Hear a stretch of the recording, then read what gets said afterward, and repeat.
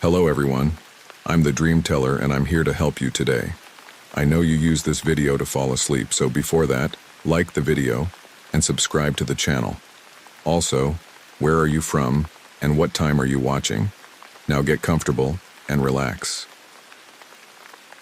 The scratching at my window wasn't the wind.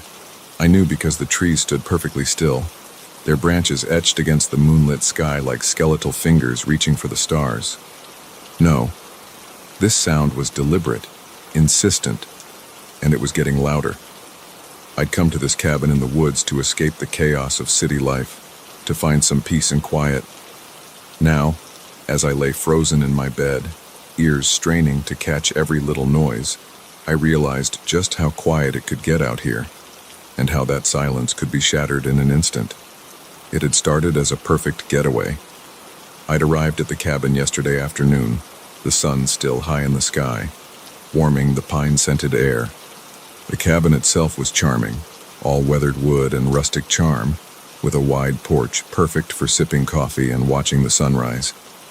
The rental listing had promised seclusion, and it delivered. The nearest neighbor was miles away, leaving me surrounded by nothing but forest and the occasional chirp of a bird. I'd spent the day unpacking, exploring the nearby trails, and soaking in the tranquility.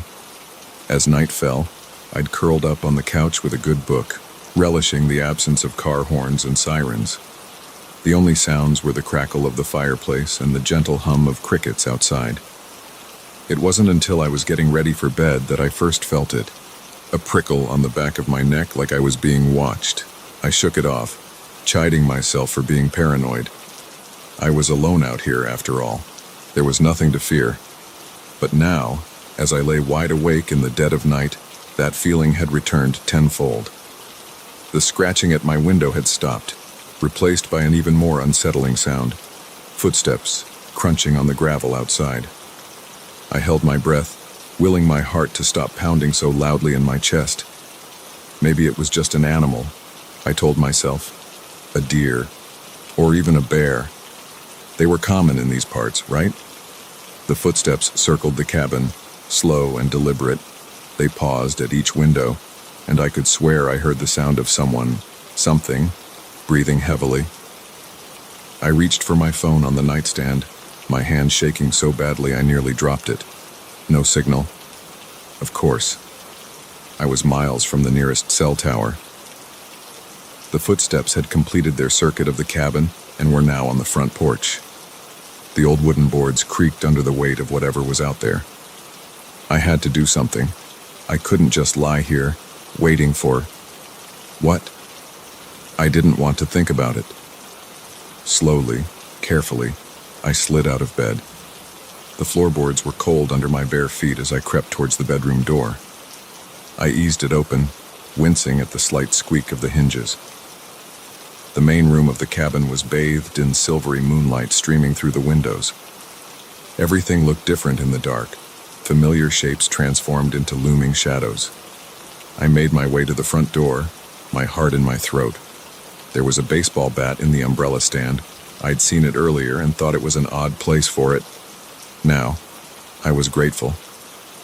I wrapped my fingers around the smooth wood, the weight of it reassuring in my hands. The porch had gone quiet. Too quiet. I pressed my ear to the door, straining to hear anything. Nothing. Maybe whatever it was had gone away. Maybe I'd imagined the whole thing. I was about to turn back to bed when I heard it, a soft thud, like something being set down on the porch. Then, unmistakably, the sound of the doorknob slowly turning. I stumbled back, raising the bat. The door wasn't locked. I'd been so caught up in the peace and safety of the woods, I hadn't even thought to lock it. The door began to open, achingly slow. I could see a sliver of the night sky, then more, then nothing.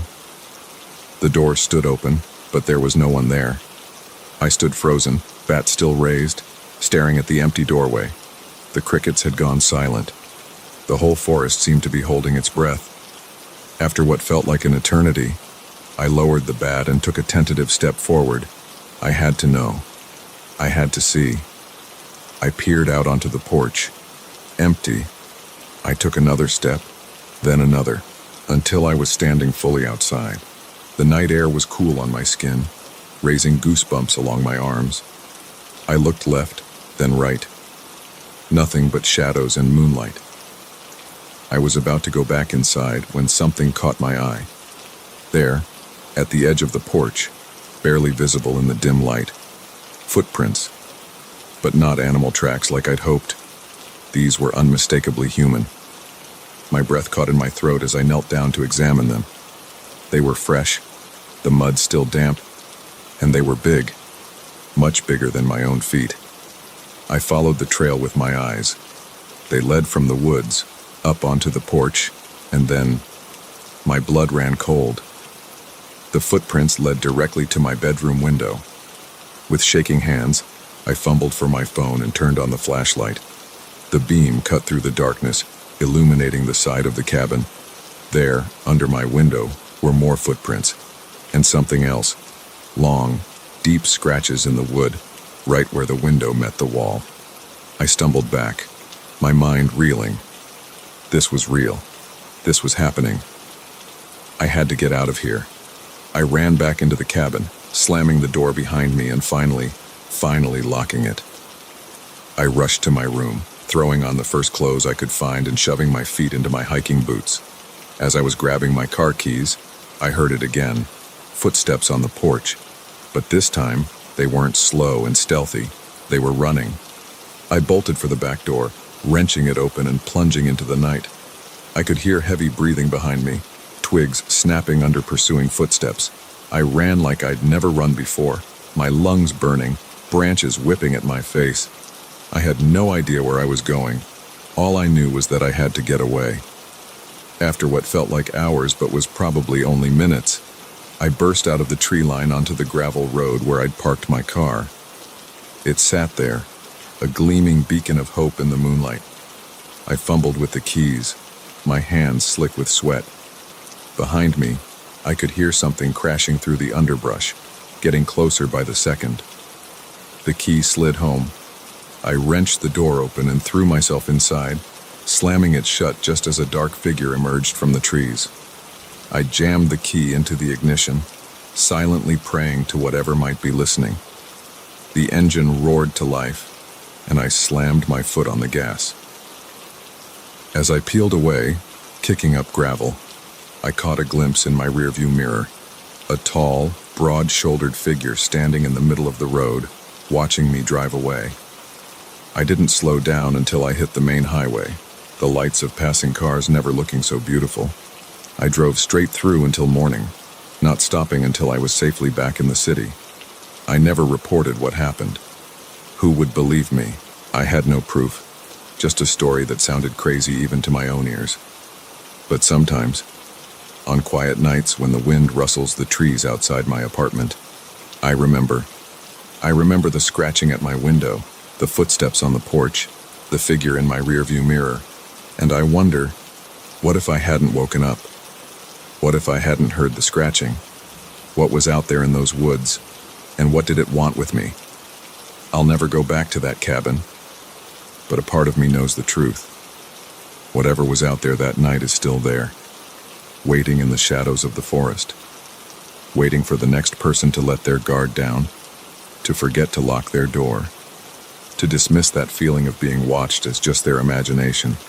Because sometimes the monsters are real, and sometimes they leave footprints.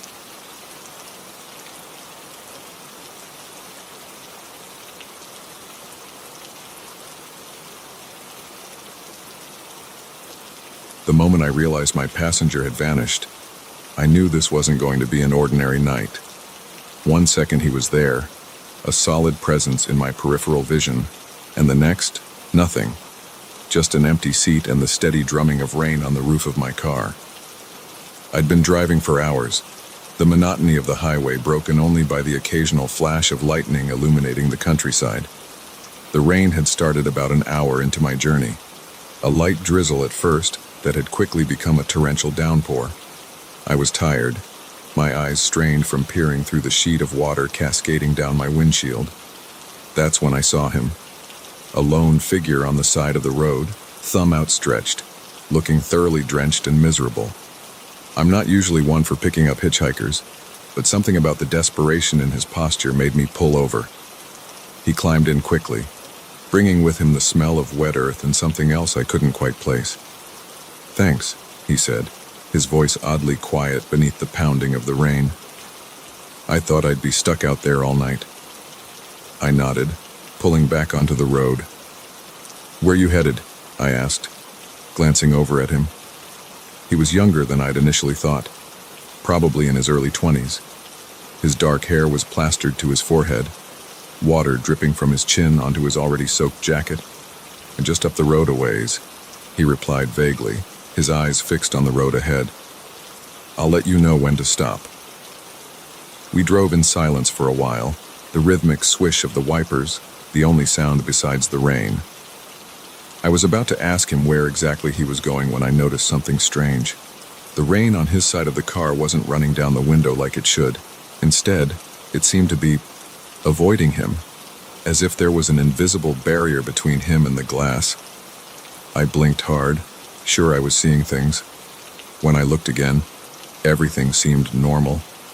Must be more tired than I thought, I mused, shaking my head slightly. "You okay?" he asked, and I nearly jumped. It was the first time he'd spoken since getting in the car. "Yeah, fine," I said quickly. "Just a long night of driving." He nodded, then turned back to the window. "It's a bad night to be out," he said softly. "You never know what might be lurking in the dark." A chill ran down my spine at his words, though I couldn't say why. I was about to respond when my phone rang, the sudden noise making me start. I fumbled for it, keeping one hand on the wheel. "Hello," I answered, grateful for the distraction. There was nothing but static on the other end. I was about to hang up when I heard it. A voice, faint and distorted, but unmistakable. "Help me," it said. "Please, help me." I frowned, pressing the phone closer to my ear. "Hello, who is this?" More static, then, "He's not who you think he is. Get out. Get out now." The call cut off abruptly. I lowered the phone, my heart racing. What the hell was that about? I glanced over at my passenger, intending to make some joke about bad reception, but the words died in my throat. The seat was empty. I slammed on the brakes, the car fishtailing slightly on the wet road before coming to a stop. I twisted in my seat, looking into the back, but it was empty too. He was gone, vanished into thin air.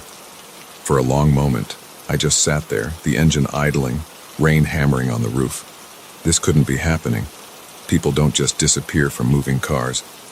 I must have imagined him. That was it. I was tired. It was dark. My mind was playing tricks on me. But even as I thought it, I knew it wasn't true.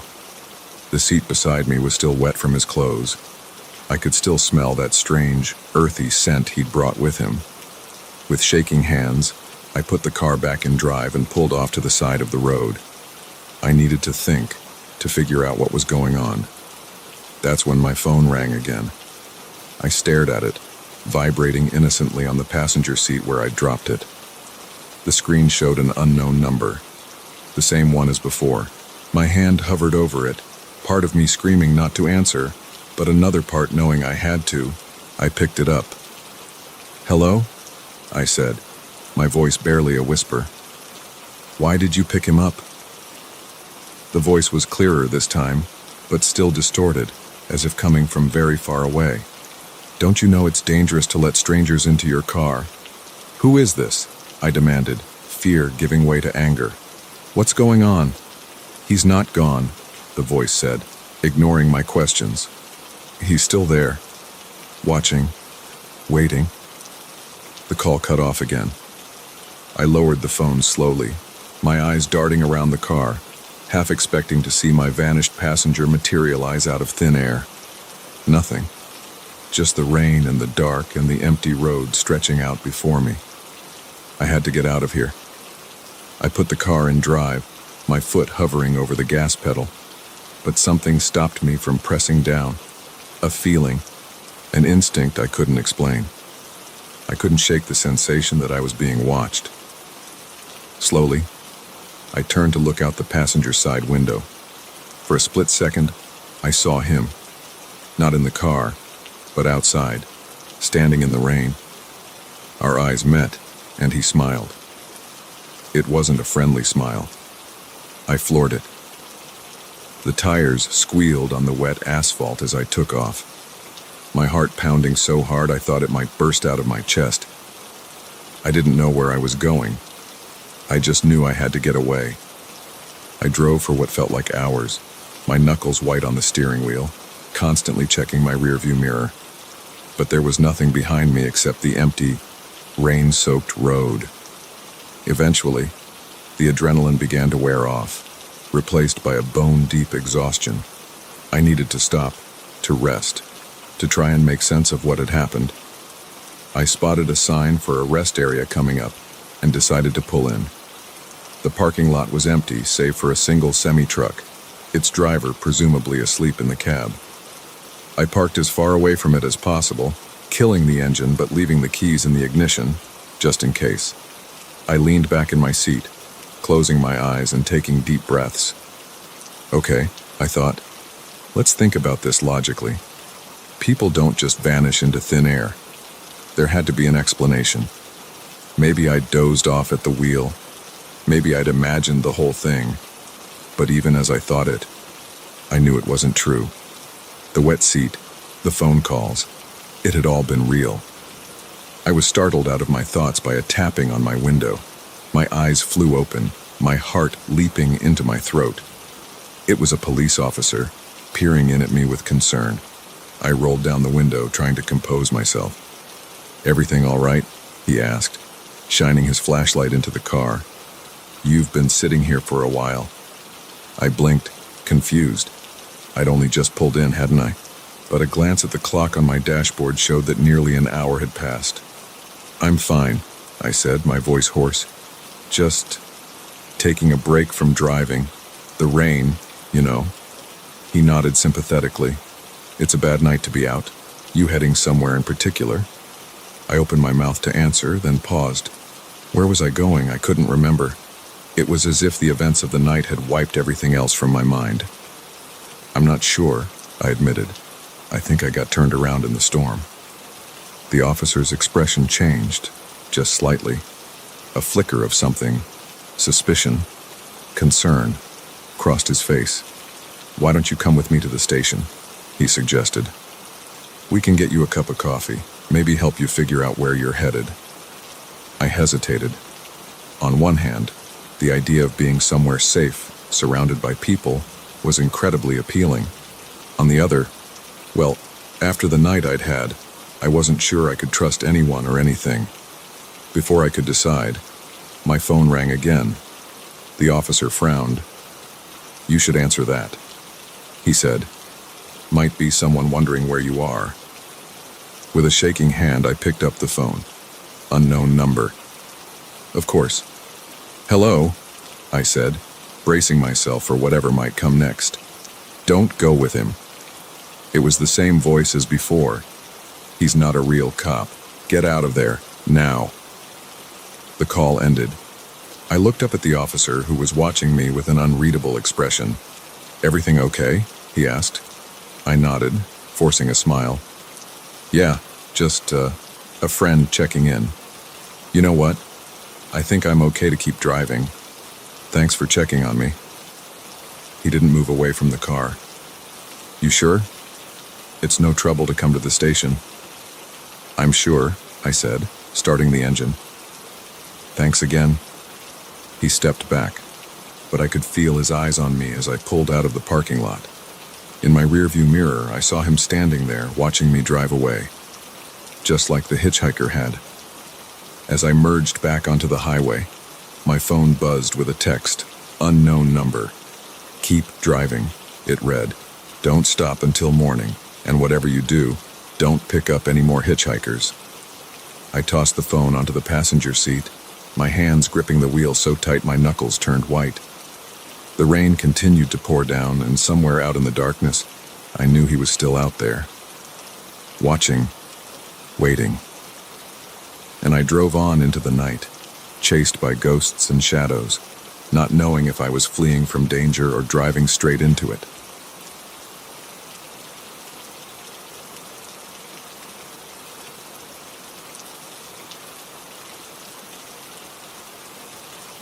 The moment I heard her voice on the other end of the line, I knew this wasn't going to be an ordinary night shift. "Please," she whispered, her voice trembling with fear. "You have to help me. I'm trapped somewhere in the building.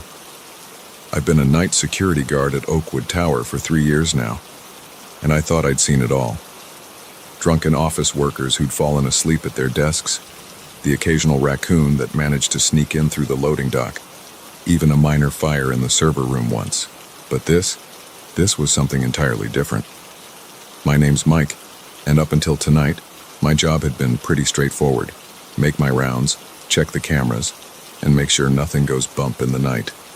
The building's usually empty after hours, just me and the hum of the air conditioning. I was in the middle of my 2 a.m. round when the call came through on the emergency line. It's a direct line to the security desk, meant for real emergencies. In 3 years, it had never rung once. "Ma'am, calm down," I said, trying to keep my voice steady. "Can you tell me where you are?" I don't know," she replied, her voice barely above a whisper. "It's dark. There are no windows. I think I'm in some kind of storage room." I frowned, scanning the bank of security monitors in front of me. Every floor, every hallway, every stairwell was visible, and they were all empty.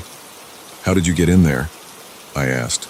"I don't know," she said, and I could hear the panic rising in her voice. "I was working late, and then... I don't remember. Please, you have to find me. He said he'd be back soon." A chill ran down my spine. Who said, "Is there someone else in the building?" But the line had gone dead. I sat there for a moment, my heart pounding. This had to be some kind of prank, right? But the fear in her voice had sounded so real. I keyed up the camera feeds from earlier in the evening, scanning for any sign of someone working late. Nothing. The last employee had left at 8:47 p.m., and no one had entered the building since. I grabbed my flashlight and radio and headed for the elevator. Prank or not, I had to check it out. As the elevator doors closed, I caught a glimpse of movement on one of the monitors, just for a second, but it was enough to make my blood run cold. A shadow, moving across the lobby. But that was impossible. I was the only one here. The elevator pinged as it reached the top floor. I stepped out, my flashlight beam cutting through the darkness. The air up here felt different, heavier somehow. I shook off the feeling and started my search. I checked every room, every closet, every possible hiding place. Nothing. The building was as empty as it had been all night. But as I turned to head back to the elevator, I heard it, a soft thump, coming from somewhere above me. There shouldn't be anything above me. I was on the top floor. Or was I? I remembered something then, a rumor I'd heard when I first started this job. Something about a hidden floor, not on any of the official blueprints.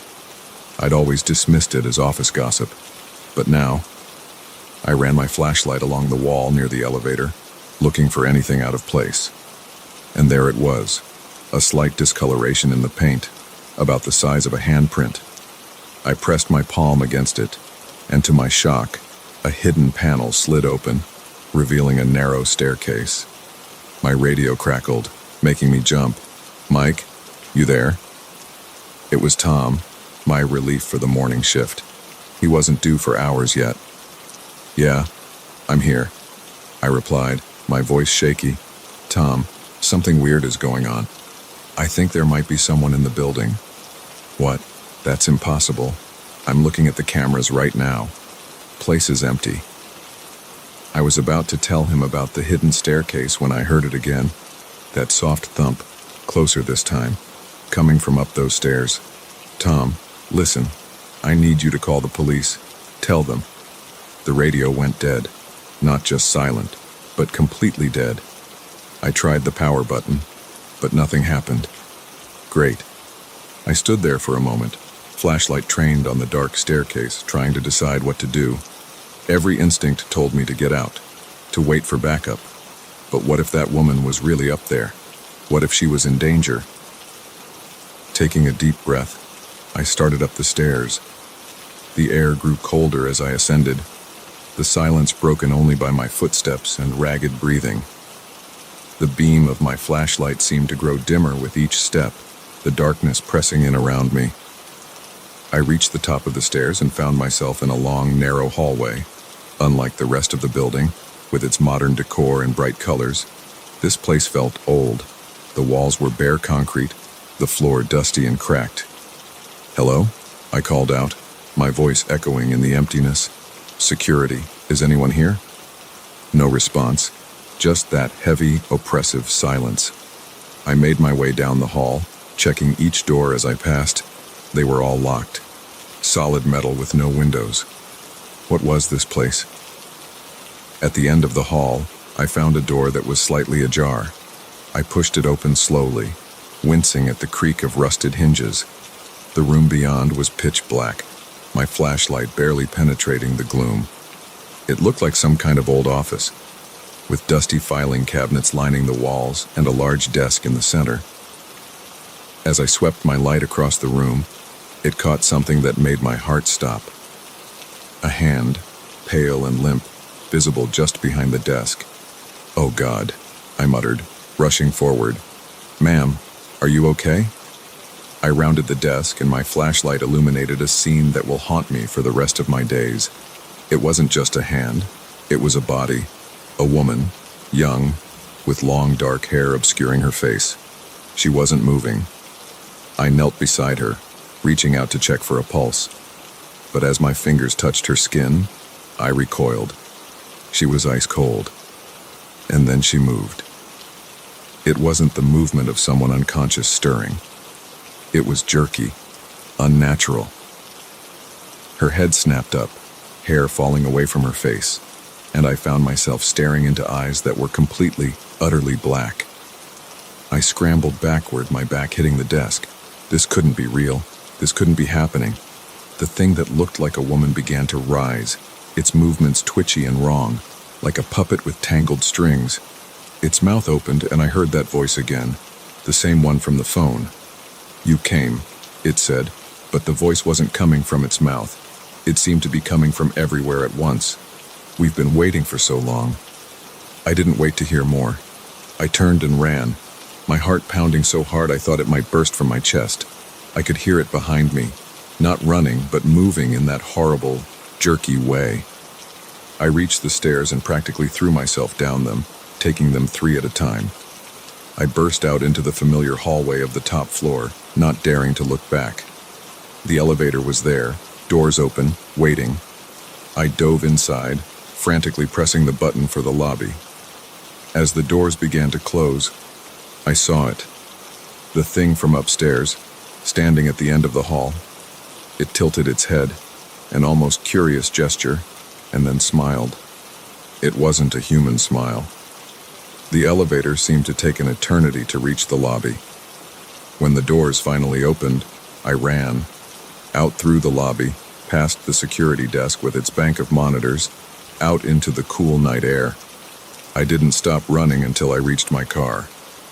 As I fumbled with my keys, I glanced back at the building, and there, in a window on the top floor, I saw a figure, watching me. I got in my car and drove. I didn't know where I was going. I just knew I had to get away. It wasn't until I was miles away that I realized I was shaking. I never went back to Oakwood Tower. I quit the next day, over the phone. They probably think I'm crazy. Hell, maybe I am. But I know what I saw, what I heard. Sometimes, late at night, my phone will ring. Unknown number. I never answer it. But sometimes, when the house is quiet and the shadows are long, I think I can hear a voice, whispering, waiting. And I wonder, not for the first time, what would have happened if I hadn't gone up those stairs, if I had just dismissed it as a prank and gone about my night. But deep down, I know the truth. It wouldn't have mattered.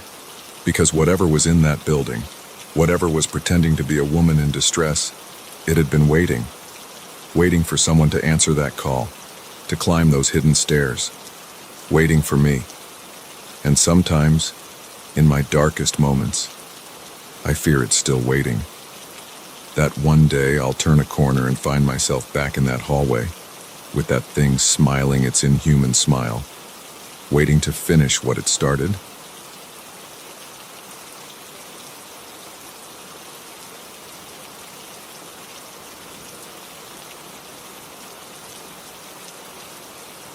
The first time I saw him standing over my bed, I thought I was dreaming. His silhouette loomed in the darkness, silent and still.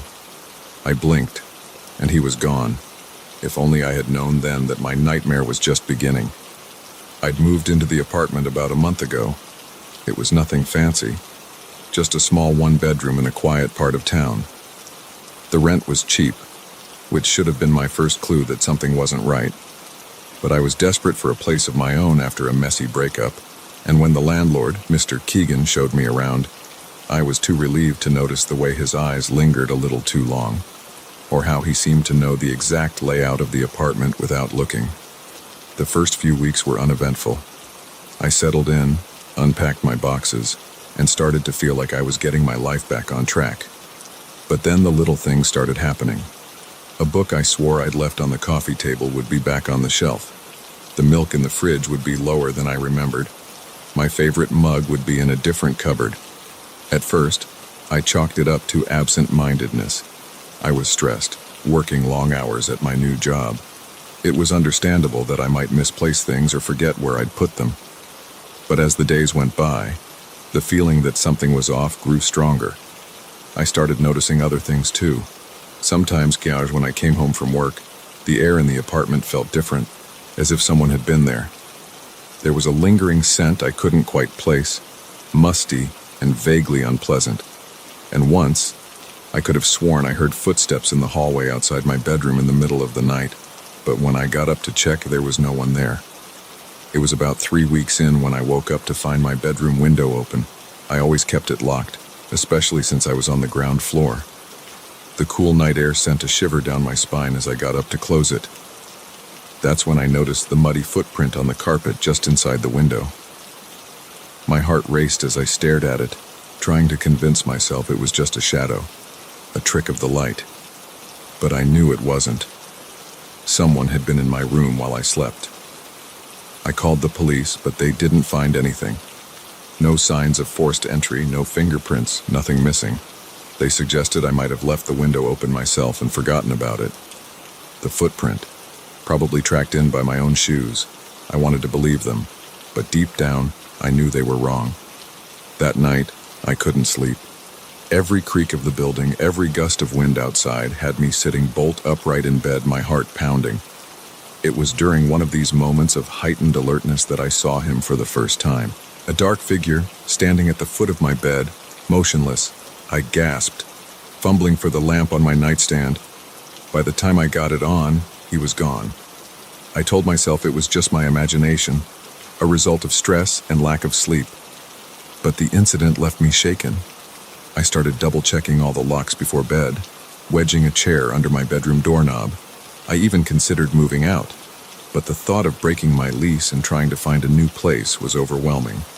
Instead, I decided to take matters into my own hands. I bought a small security camera, one of those nanny cam types disguised as a digital clock. I set it up on my dresser, angled to capture most of the room. If someone was coming into my apartment, I was going to catch them. For the first few nights, nothing happened.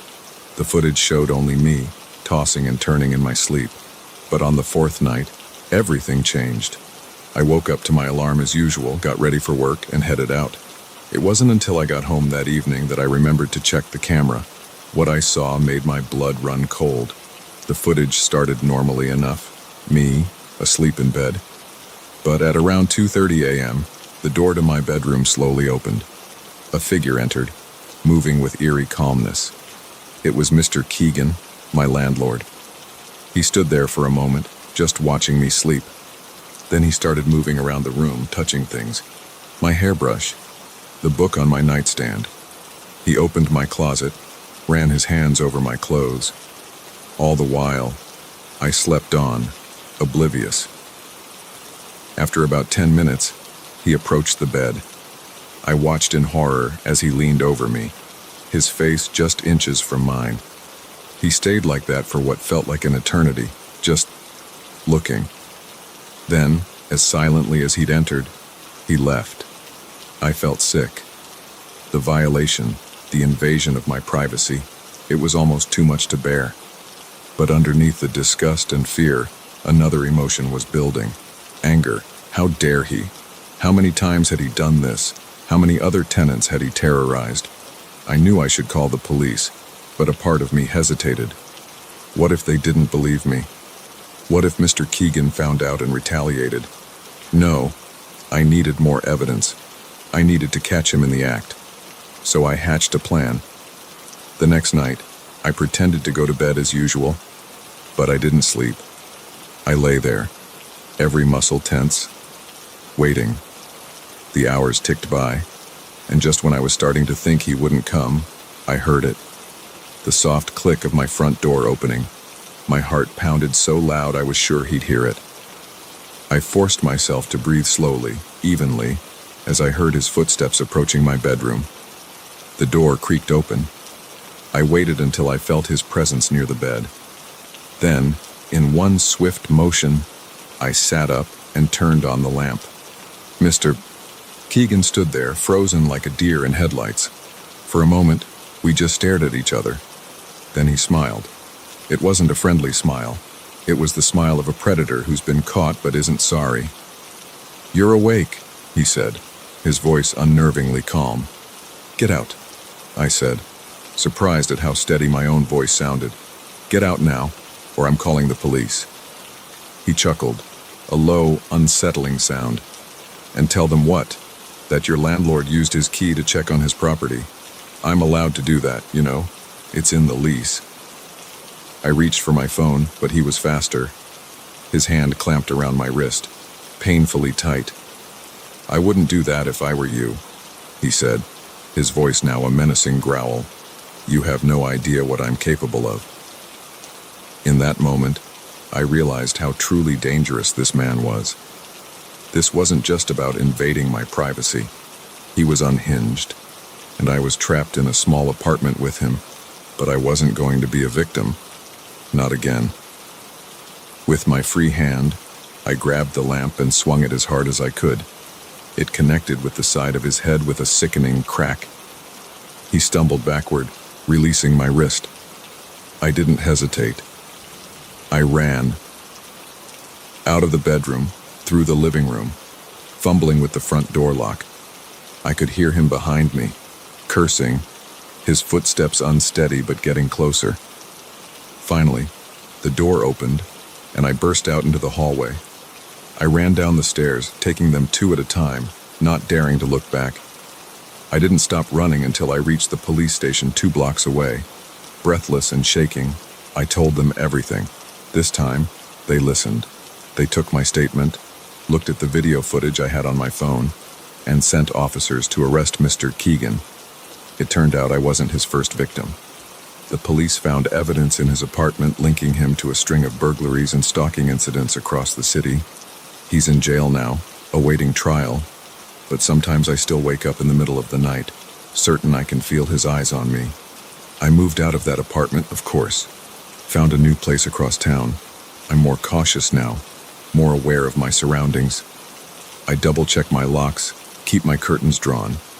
Some might call it paranoia, but I call it survival. Because I learned something from this experience. The monsters we fear as children, the ones lurking in closets or under beds, they're not real. But there are monsters in this world. They walk among us, smile at us, hand us keys to apartments with cheap rent and dark secrets. And sometimes, the only way to defeat them is to shine a light on them, to expose them for what they truly are. It's not easy. It's terrifying, in fact. But it's necessary, because if we don't, they'll just keep lurking in the shadows, watching, waiting for their next victim. So if you ever get that feeling, that prickle on the back of your neck that tells you something's not right, listen to it. Trust your instincts. And don't be afraid to turn on the light and face whatever's hiding in the dark. Because sometimes, that's the only way to make the monsters go away.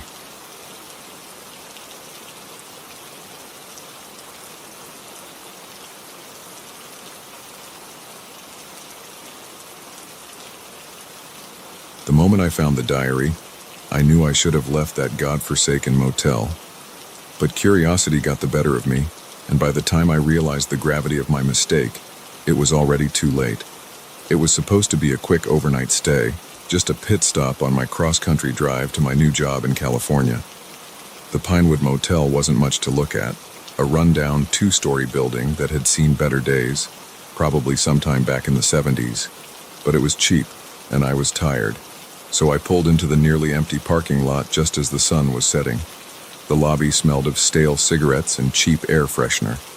The clerk, an older woman with faded tattoos and a permanent scowl, barely looked up from her magazine as she handed me the key to room 8. "Checkout's at 11, she mumbled, already dismissing me. I should have noticed the way her eyes flickered when she said the room number, the slight hesitation in her hand as she passed me the key. But I was exhausted from driving all day, my eyes gritty from staring at endless miles of highway. All I wanted was a shower and a bed. The room was about what I expected: faded wallpaper, a sagging double bed, and a TV that looked old enough to have watched the moon landing. But it was clean enough, and the water pressure in the shower was surprisingly good. I was just starting to think I might get a decent night's sleep after all when I noticed it. The corner of something poking out from under the bed. Probably just trash left by a previous guest, I thought. But when I bent down to look, I realized it was a book, a diary, to be exact, old and battered, its cover worn smooth by years of handling. I shouldn't have opened it. I know that now. But at the time, it seemed harmless enough. Just a forgotten journal, probably full of someone's boring vacation memories or work notes. The first few pages were exactly that. Mundane entries about a business trip, complaints about the weather, nothing exciting. But as I flipped through, the tone started to change. The handwriting became more frantic, the entries shorter and more disjointed. "Something's wrong with this place," when one entry read. "The walls, they move when I'm not looking. And the noises at night, God, the noises." I felt a chill run down my spine, but I couldn't stop reading. The next entry was even worse. "I tried to leave today. The door wouldn't open. It was locked, but I know I didn't lock it. When I finally got it open, the hallway, it wasn't the same. It went on forever, doors on both sides as far as I could see. This isn't possible. This isn't real." My hands were shaking now, but I kept turning pages. The entries became more and more disturbing. The writer talked about shadows moving on their own, about voices whispering from the walls, about something that came in the night, something that stood over the bed watching. The last entry was scrawled in shaky handwriting, barely legible. "If you're reading this, get out. Get out now, before it's too late. Before you become part of this place, like I have, like we all have." I slammed the diary shut, my heart pounding. This had to be some kind of joke, right? A prank left by a previous guest to scare people. But as I sat there, the room suddenly felt different, colder. The shadows in the corners seemed deeper, somehow. I decided I wasn't going to stick around to find out if the diary was real or not. I grabbed my bags and headed for the door. But when I turned the handle, it wouldn't budge. I tried again, harder this time, but it was like the door was welded shut. Panic started to set in. I ran to the window, thinking I could climb out, but it wouldn't open either. That's when I noticed something that made my blood run cold. The parking lot outside, which had been nearly empty when I arrived, was now full of cars. Old cars, from every decade stretching back to the 50s, and they were all covered in a thick layer of dust, keen as if they hadn't moved in years. I backed away from the window, my mind reeling. This couldn't be happening. It had to be some kind of hallucination. Maybe I was more tired than I thought. I closed my eyes, took a deep breath, and counted to 10. When I opened them again, everything would be normal. 1, 2, 3. I could hear something now, a faint scratching sound coming from the walls. 4, 5, 6. Was it just my imagination? Or was the room getting smaller? 7, 8, 9. The scratching was louder now, accompanied by whispers too faint to make out. 10. I opened my eyes. The room looked the same, but something felt different. The air was heavier, charged with a strange energy that made the hair on my arms stand up. And the door was open now, revealing a hallway that seemed to stretch on into infinity. I knew I shouldn't go out there. Every instinct was screaming at me to stay put, to wait for morning when surely this would all turn out to be some vivid nightmare. But I couldn't stay in that room. Not with those whispers growing louder. Not with the shadows that seemed to be reaching for me. So I stepped out into the hallway. It was like entering another world. The cheap carpet and peeling wallpaper were gone, replaced by dark, polished wood and elegant wallpaper that seemed to shimmer in the dim light. Doors lined both sides of the hallway, stretching as far as I could see in both directions. I started walking, telling myself I just needed to find the stairs, to get to the lobby and out of this insane place. But no matter how far I went, there were no stairs, no elevator, no way down, just an endless procession of doors. I don't know how long I walked. It could have been minutes, or hours, or days. Time seemed to have no meaning here. Sometimes I thought I heard voices behind the doors, muffled conversations or muted sobs. Once, I swear I heard my own voice, laughing at some forgotten joke. Finally, exhausted and on the verge of a breakdown, I stopped in front of a door that looked just like all the others. I don't know why I chose this one. Maybe some part of me knew, even then. I turned the handle, and it opened easily. Inside was my room. Not the room I had checked into, but my childhood bedroom, exactly as it had been when I was 10 years old. My old toys were scattered on the floor, posters of long-forgotten bands on the walls. And there, sitting on the bed, was me. 10-year-old me, looking up with a smile that didn't quite reach her eyes. "You're finally here," she said, her voice echoing strangely. "We've been waiting for so long." I backed away, shaking my head. This wasn't real. It couldn't be real. I turned to run, but the hallway was gone. In its place was another room, this one from my college dorm, and another version of me, older now, sitting at the desk. "Don't you remember?" this one asked. "You checked in, just like we all did." I spun around, but every direction I turned, there was another room, another version of me. My first apartment, my old office, places I'd stayed on vacations or business trips, and in each one, another me, all watching with those same sad eyes. "You can't leave," they said in unison. "None of us can. This is where we belong now."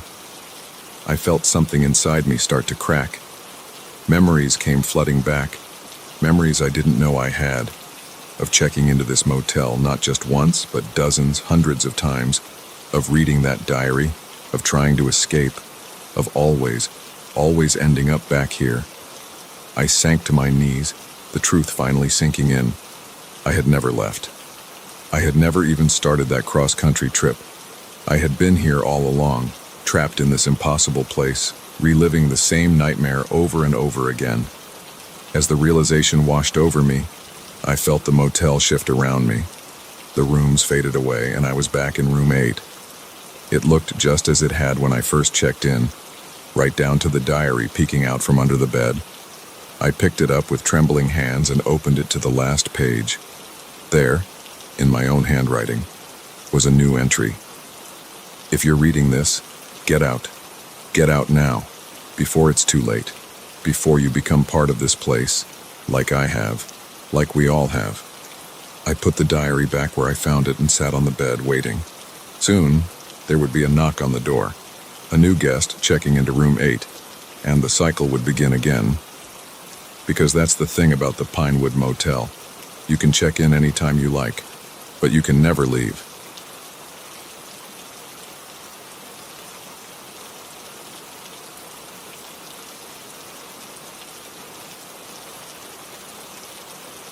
The moment I saw his eyes lock onto me, I knew this peaceful fishing trip was about to turn into a fight for survival. There's a certain look predators get when they've chosen their prey, and this man had it in spades.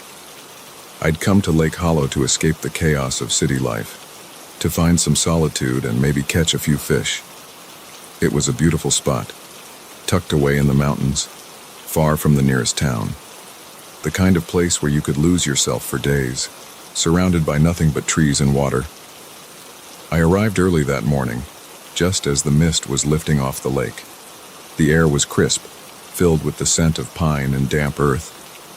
I found a quiet spot on the shore, away from the few other fishermen I'd seen setting up. Perfect, I thought.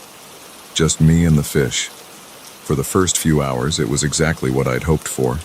The gentle lapping of waves against the shore, the occasional splash of a jumping fish, the rustle of leaves in the breeze.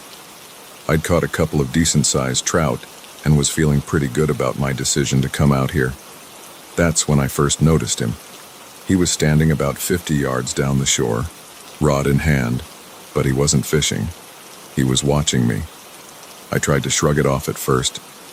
Maybe he was just sizing up the competition, seeing if I was having any luck. But there was something off about the way he stood. Too still, too focused.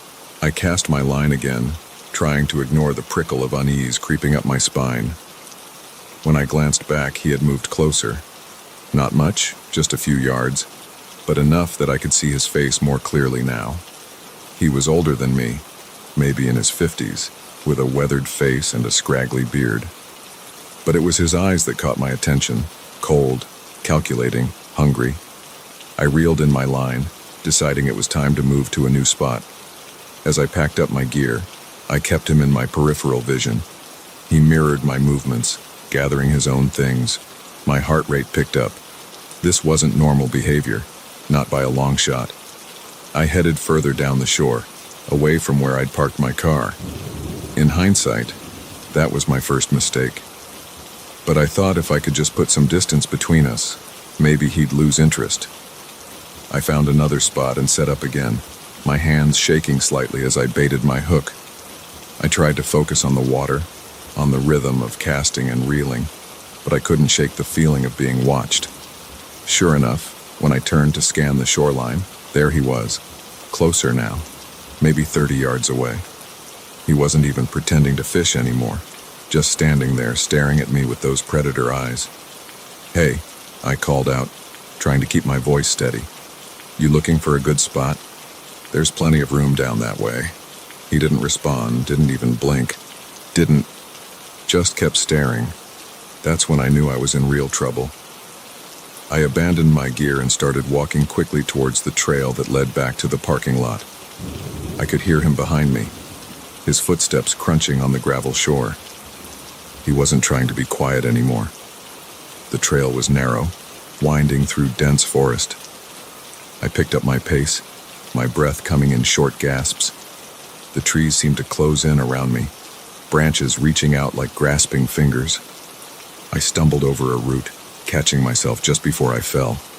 That's when I heard him speak for the first time. "No use running," he called, his voice rough and cold. "Ain't nowhere to go out here but the water or the woods. And trust me, you don't want either." I ran.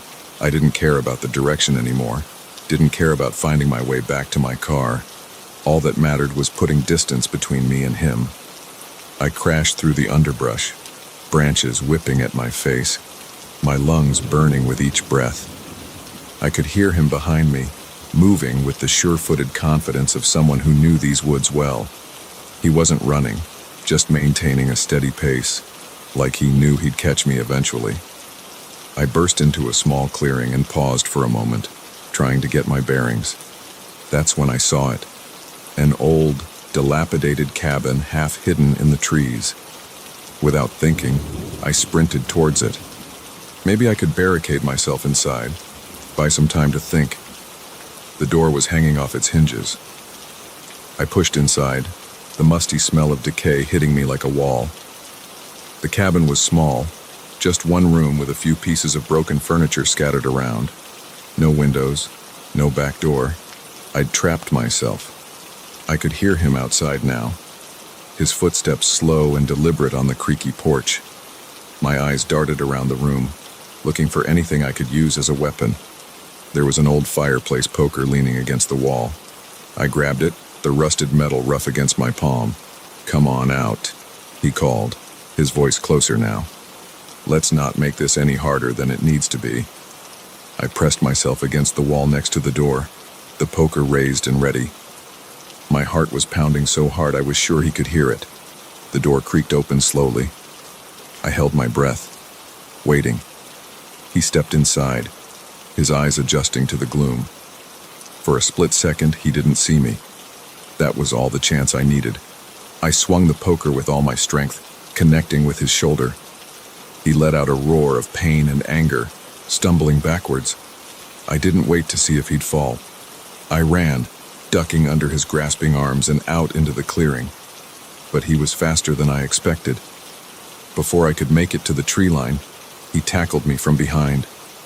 We went down hard. The breath knocked out of me as I hit the ground. He flipped me over, his weight pinning me down. Up close, his eyes were even more terrifying. Pale blue, almost colorless, with a madness burning in their depths. "Thought you could get away, did you?" he snarled, his face inches from mine. "Nobody gets away out here. This is my lake, my woods, and you? You're just another fool who wandered into my hunting grounds." I struggled, trying to buck him off, but he was too strong. His hands found my throat, squeezing. Black spots danced at the edges of my vision as I gasped for air. In that moment, as consciousness started to slip away, something snapped inside me. A primal, desperate need to survive took over. My hands scrabbled in the dirt beside me, fingers closing around a rock. With the last of my strength, I brought it up hard against the side of his head. The impact was like a thunderclap. His grip loosened, and he toppled sideways, stunned. I scrambled to my feet, sucking in great lungfuls of air. He was already starting to get up, shaking his head to clear it. I ran. I ran like I've never run before in my life, through the trees, over fallen logs, splashing through streams. I had no idea where I was going, only that I had to get away. I don't know how long I ran. It could have been minutes or hours. All I know is that eventually, I burst out of the tree line and found myself back at the lake shore. And there, like a miracle, was the parking lot. My car. I fumbled with my keys, my hands shaking so badly I could barely get them in the ignition. As I peeled out of the lot, spraying gravel, I caught a glimpse of movement at the edge of the woods. He was there, watching me drive away. Even from a distance, I could feel the weight of his stare. I didn't stop driving until I hit the highway, putting miles between me and Lake Hollow. It wasn't until I was safely back in the city that I finally let myself break down, the full weight of what had happened crashing over me. I reported it to the police, of course. They sent officers out to investigate them, but they didn't find much. Just an abandoned cabin in the woods and some trampled underbrush. No sign of the man who'd chased me. They chalked it up to a misunderstanding, suggested maybe I'd overreacted to a fellow hiker. But I know what I saw. I know what I felt. Those eyes, that voice, they haunt my dreams now. I don't go fishing anymore. Don't go hiking or camping either. The peace I used to find in nature has been replaced by a constant gnawing fear. Because I know he's still out there in those woods on by that lake, waiting, watching, hunting. And I can't shake the feeling that someday, somehow, he'll find me again. That our unfinished business will finally come to its bloody conclusion. Until then, I'll stay in the city, surrounded by people and noise and light. Because the silence of the wilderness now holds only terror for me. A reminder that sometimes, The most dangerous predators are the ones that look just like us.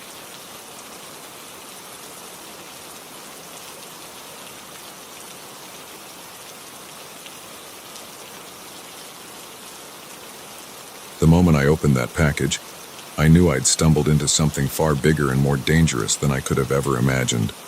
What I didn't know was that it would turn my quiet hotel stay into a nightmarish game of cat and mouse.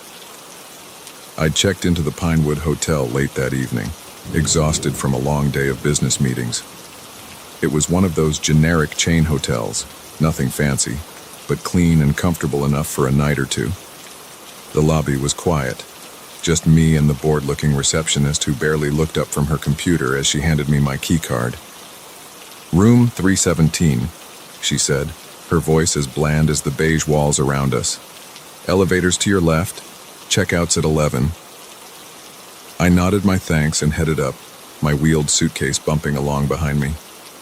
The third-floor hallway was deserted, the only sound the soft hum of the ice machine at the far end. I found my room easily enough and swiped the card, eager to kick off my shoes and fall into bed. That's when I saw it, a small package, about the size of a shoebox, sitting right in front of my door. At first, I thought maybe I'd dropped something from my briefcase key, but as I bent to pick it up, I realized it wasn't mine.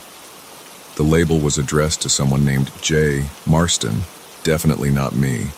I should have just left it there, should have called the front desk and let them deal with it. But curiosity got the better of me. I picked up the package. It was surprisingly heavy for its size and brought it into the room with me. Once inside, I set it on the desk and took a closer look.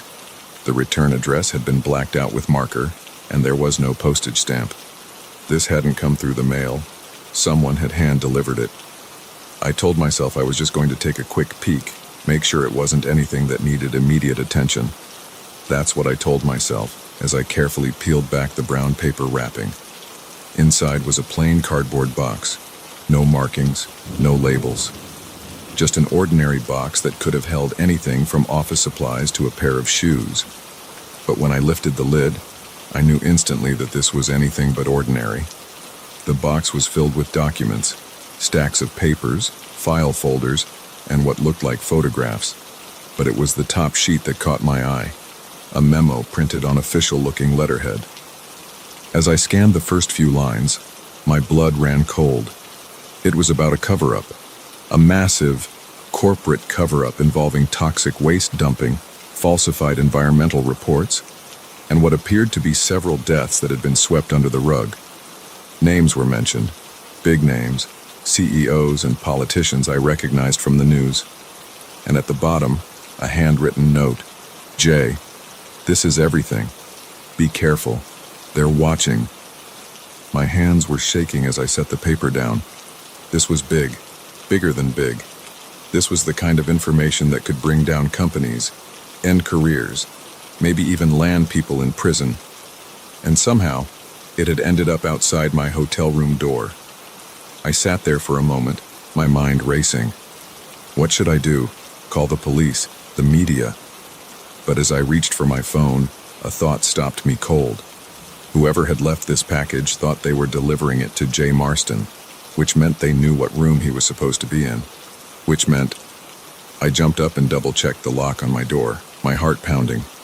Then I went to the window, carefully peeling back the curtain to peer out into the parking lot. At first, I didn't see anything unusual, just a few cars scattered under the yellow glow of the streetlights. But then I noticed it, a black sedan parked across the street, its engine running.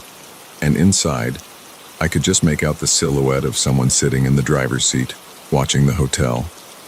I let the curtain fall back into place, trying to calm my breathing. This was bad, really bad. I was in a room that wasn't supposed to be mine, with information I wasn't supposed to have. And there were people out there who clearly wanted that information back. I had to get out of there. But how? If they were watching the front of the hotel, they'd see me leave. And I couldn't very well walk out with a mysterious package under my arm. I looked at the box again, an idea forming. Quickly, I emptied my suitcase, shoving my clothes into the hotel room drawers. Then I carefully transferred the contents of the box into my suitcase, making sure everything was exactly as I'd found it. The empty box and wrapping paper I stuffed into the trash can, burying them under crumpled tissues and empty water bottles. Just as I zipped up the suitcase, there was a knock at the door. My heart leapt into my throat. "Housekeeping," a voice called. I froze. It was nearly midnight. Why would housekeeping be coming around now? "No, thank you," I called back, trying to keep my voice steady. "I'm about to go to sleep." There was a pause, then another knock, harder this time. "Sir, we need to change the sheets. Hotel policy." I didn't respond this time, my eyes darting around the room, looking for an escape route. The window? No, I was 3 stories up. The bathroom? A dead end. The knocking had turned to pounding now. "Open up, Mr. Marston. We know you're in there." In that moment, I made a decision. I grabbed my suitcase and ran for the door. I threw it open, catching the man on the other side off guard. He was big, dressed in a hotel uniform that didn't quite fit right, and he definitely wasn't housekeeping. I shoved past him, my shoulder connecting with his chest, and sprinted down the hallway. I could hear him shouting behind me, heavy footsteps giving chase. I hit the stairwell running, taking the steps 2 at a time, the suitcase bumping against my legs. I burst out into the lobby, startling the receptionist. "Call the police," I yelled as I ran past, but whether from shock or complicity, she just sat there, staring. Outside, the night air hit me like a slap to the face. I ran for my car, fumbling with the keys.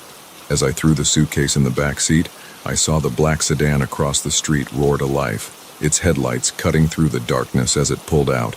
I peeled out of the parking lot, tires squealing. In my rearview mirror, I could see the sedan following, gaining on me.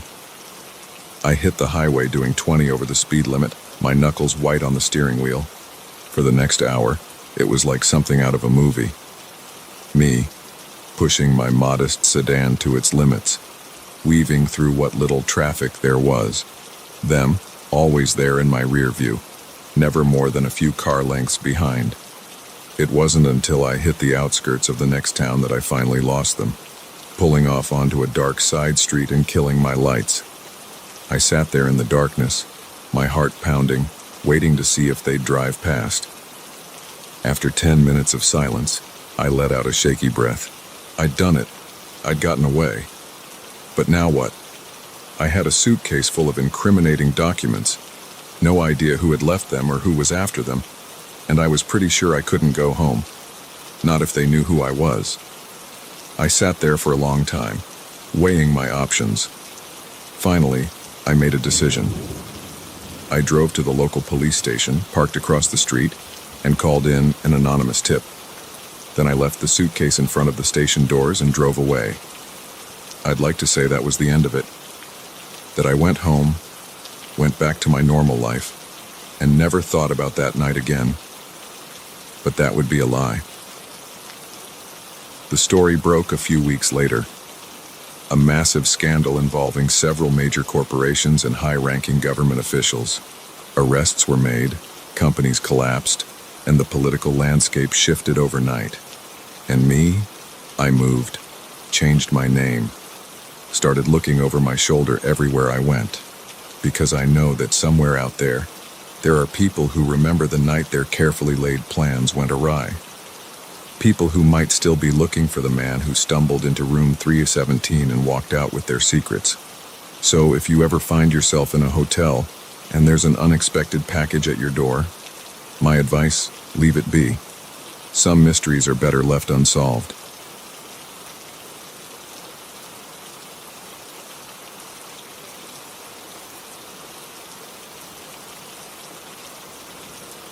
The moment I realized we were heading in the wrong direction, I knew I'd made a terrible mistake. But by then, it was already too late. The doors were locked. The man behind the wheel was no longer the helpful stranger he'd pretended to be, and the vast emptiness of the desert stretched out around us in every direction. It had started innocently enough. My old Chevy had finally given up the ghost, sputtering to a stop on a desolate stretch of highway somewhere in the middle of New Mexico. I'd been driving for hours, the monotonous landscape broken only by the occasional cactus or tumbleweed. The sun was setting, painting the sky in brilliant shades of orange and purple, but I couldn't appreciate the beauty. All I could think about was how screwed I was. I'd tried the engine a few times, but it just made a sad whining noise and refused to turn over. My cell phone, predictably, had no signal. I was stuck. That's when I saw the headlights approaching in the distance. Relief washed over me. Surely, whoever it was would be able to help, or at least give me a ride to the nearest town. The vehicle, an old pickup truck that had seen better days, slowed as it approached. The driver, a middle-aged man with a weathered face and a friendly smile, rolled down his window. "Car trouble?" he asked, his voice gravelly but kind. I nodded, explaining my situation. He listened patiently, then offered to give me a ride to the next town. "It's about an hour away," he said. "We can call a tow truck from there." I hesitated for a moment. My mom's voice echoed in my head, warning me about the dangers of accepting rides from strangers. But what choice did I have? Stay here and hope another car came along before I died of thirst or heat stroke? "That would be great," I said, grabbing my backpack from the car. "Thank you so much." He introduced himself as Frank as I climbed into the passenger seat. The inside of the truck smelled of leather and tobacco, and country music played softly from the radio. We made small talk as we drove. He asked where I was headed, a new job in Los Angeles, where I was from, a small town in Ohio he'd never heard of, if I had family waiting for me, just some college friends I'd be rooming with. In return, he told me he was a local, born and raised in these parts. He knew the desert like the back of his hand, he said. It wasn't until about 20 minutes into the drive that I started to feel uneasy. Something about the way Frank was asking questions, the intensity of his gaze when he looked at me, it just felt off. I tried to shake it off. He was just being friendly, I told myself. But then I noticed something that made my blood run cold. We were heading east. The sun, which had been setting in front of us when we started driving, was now on our left.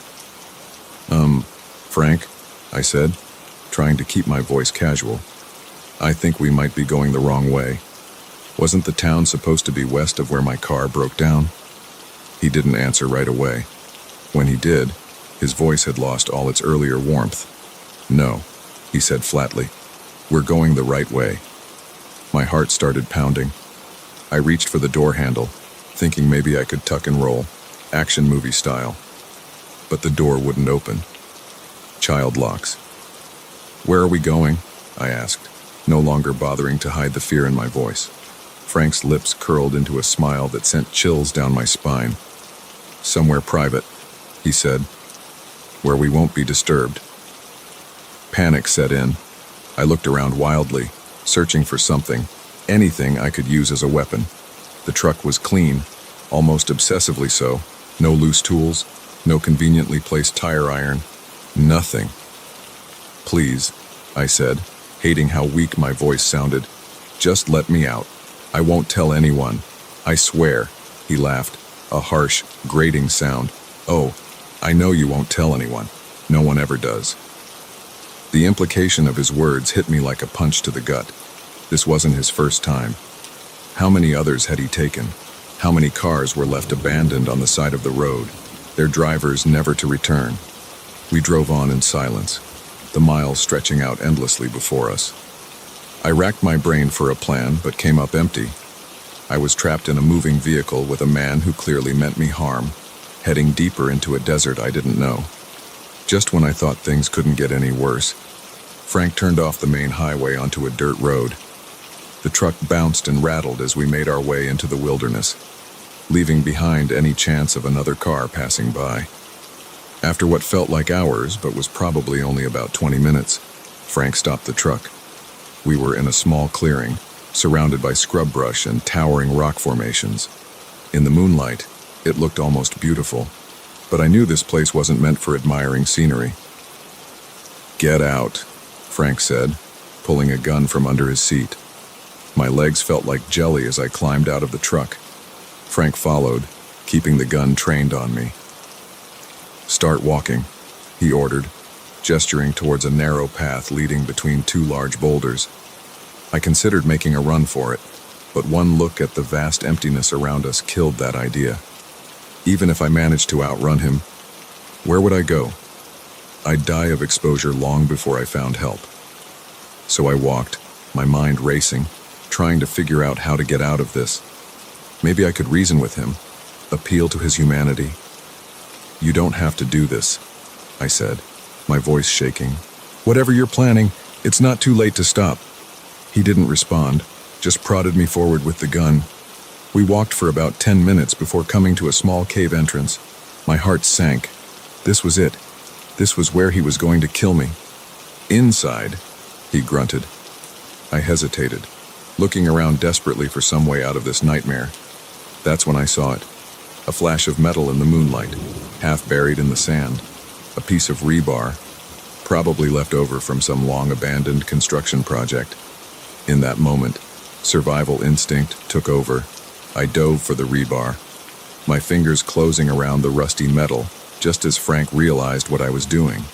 He lunged for me, but I was quicker. I swung the rebar with all my strength, connecting with his outstretched arm. He howled in pain, the gun flying from his grasp. I didn't wait to see where it landed. I ran like I'd never run before in my life. Over rocks, through bushes that tore at my clothes and skin. I could hear him behind me, cursing and crashing through the underbrush. I had no idea where I was going, but I knew I couldn't stop. My lungs burned, my legs ached, but fear kept me moving. I scrambled up a steep incline, loose rocks skittering under my feet. When I reached the top, I saw lights in the distance. A town, or maybe a highway. It didn't matter. It was civilization, and it meant safety. I started down the other side of the hill, but my foot caught on a root and I tumbled, rolling head over heels down the slope. I came to a stop at the bottom, dazed and battered, but still alive. For a moment, I just lay there, sucking in great gulps of air. Then I heard it. Footsteps, coming down the hill. I forced myself to my feet, ignoring the pain that shot through my ankle. I couldn't let him catch me. Not now, not when I was so close to escape. I limped forward as fast as I could, the lights growing larger with each step. Behind me, I could hear Frank's labored breathing. He was getting closer. Just when I thought I couldn't go any further, I burst out onto a road, a real, paved road. And there, like a miracle, was a car approaching. I waved my arms frantically, stumbling into the middle of the road. The car screeched to a halt, narrowly avoiding hitting me. An older couple peered out at me, their faces a mix of concern and fear. "Please," I gasped. "Help me. He's trying to kill me." They hesitated for only a second before the woman opened the back door. "Get in," she said. I didn't need to be told twice. I dove into the back seat just as Frank emerged from the darkness. "Drive," I yelled. The man floored it, and we took off down the road, leaving Frank standing there, a dark silhouette against the desert night.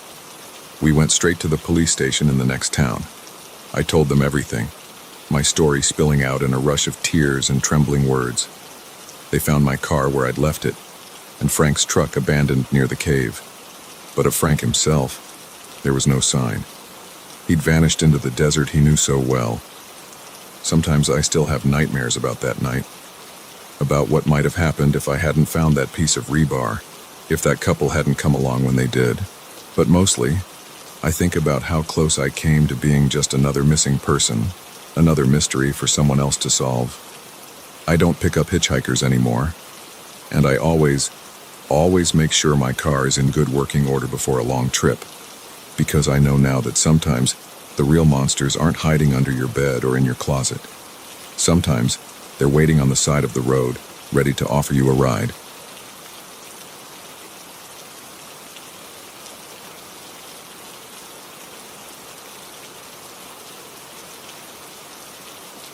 The moment I realized the man standing in my living room wasn't really a delivery driver, I knew I'd made a terrible mistake.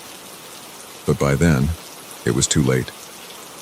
The storm raged outside, the power was out, and I was trapped in my own home with a stranger who had anything but package delivery on his mind. It had started as just another dreary Tuesday evening. I'd been working from home, trying to meet a deadline while the wind howled and rain lashed against the windows. The storm had been building all day, and by nightfall it was in full force. The lights had been flickering on and off for hours, and I was just considering calling it quits when there was a knock at the door. I hesitated. Who would be out in weather like this? But then I remembered I'd ordered a package and the tracking had said it would arrive today. Maybe the poor delivery guy had gotten caught in the storm. I opened the door to find a man in a brown uniform, soaked to the bone and holding a soggy cardboard box. "Evening, ma'am," he said, his voice barely audible over the wind. "Got a delivery for you. Mind if I step in for a sec? It's crazy out here." I should have said no. Every instinct was screaming at me to keep the door closed, to tell him to just leave the package on the porch. But he looked so miserable, standing there in the rain, that I found myself stepping aside. "Of course," I said. "Come in. Get out of that rain." He hurried inside, bringing with him the smell of wet clothes and something else, something I couldn't quite place. I closed the door, shutting out the howling wind. "You can set the package down there," I said, pointing to a small table by the door. "Would you like a towel to dry off?" He turned to face me, and that's when I saw it. The look in his eyes. It wasn't gratitude or relief at being out of the storm. It was hunger, predatory. My heart skipped a beat. "That's awful kind of you," he said, his voice low and no longer muffled by the wind. "But I don't think a towel is going to cut it." He took a step towards me, and I instinctively backed up. "What do you mean?" I asked, trying to keep my voice steady. He smiled, but it wasn't a friendly smile. It was the kind of smile a wolf might give a rabbit it had cornered. "I think you know exactly what I mean." That's when the power went out.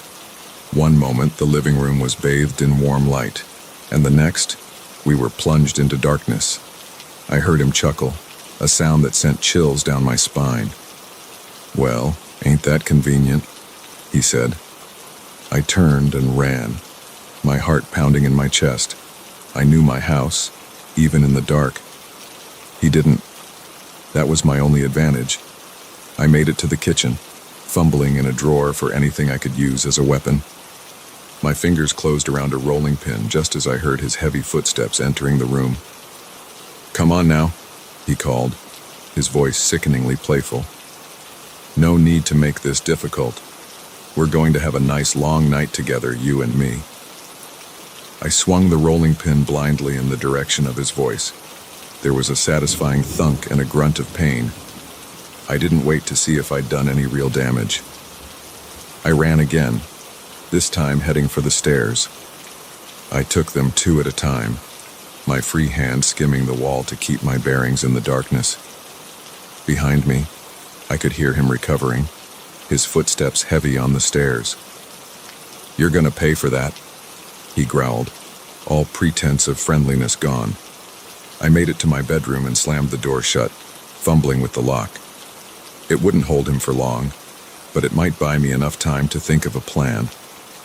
My eyes darted around the room, adjusting to the dim light coming through the window. Phone.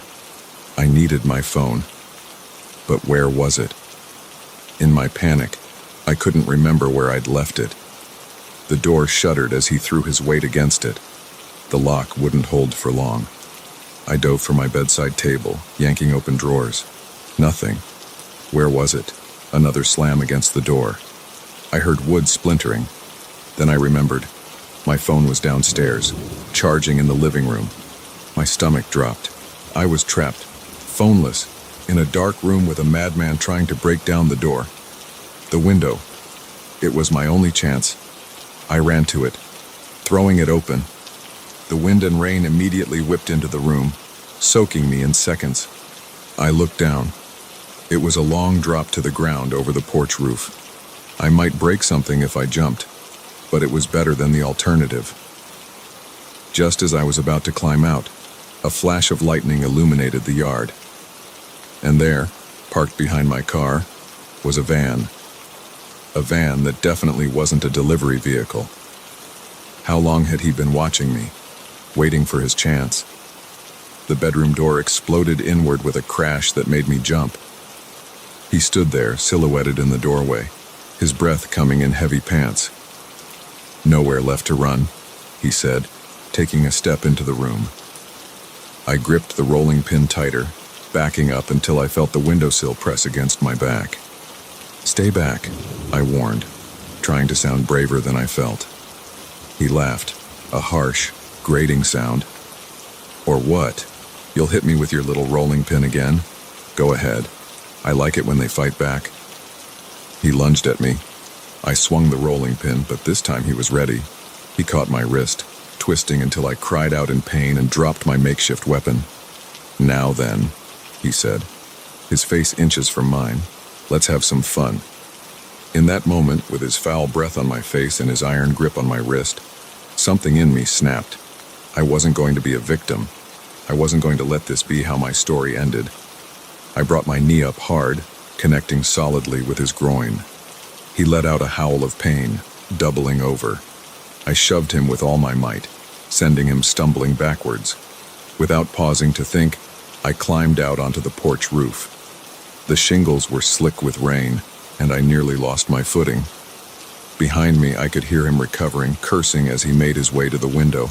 I half ran, half slid down the roof, my heart in my throat.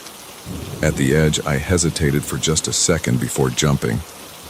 I hit the ground hard, pain shooting up through my ankles and knees, but I didn't have time to recover. I could see him at the window, preparing to follow. I ran, through my yard, across the street, to my neighbor's house. I pounded on their door, screaming for help. Lights came on inside, and I heard movement. Just as my neighbor opened the door, I heard the screech of tires. I turned to see the van peeling away, disappearing into the stormy night. The police came, took my statement, searched the area, but they didn't find him. The van was gone, and with it, any real evidence. They told me I was lucky, that it could have been much worse. As if I needed reminding. I didn't sleep that night, or for many nights after.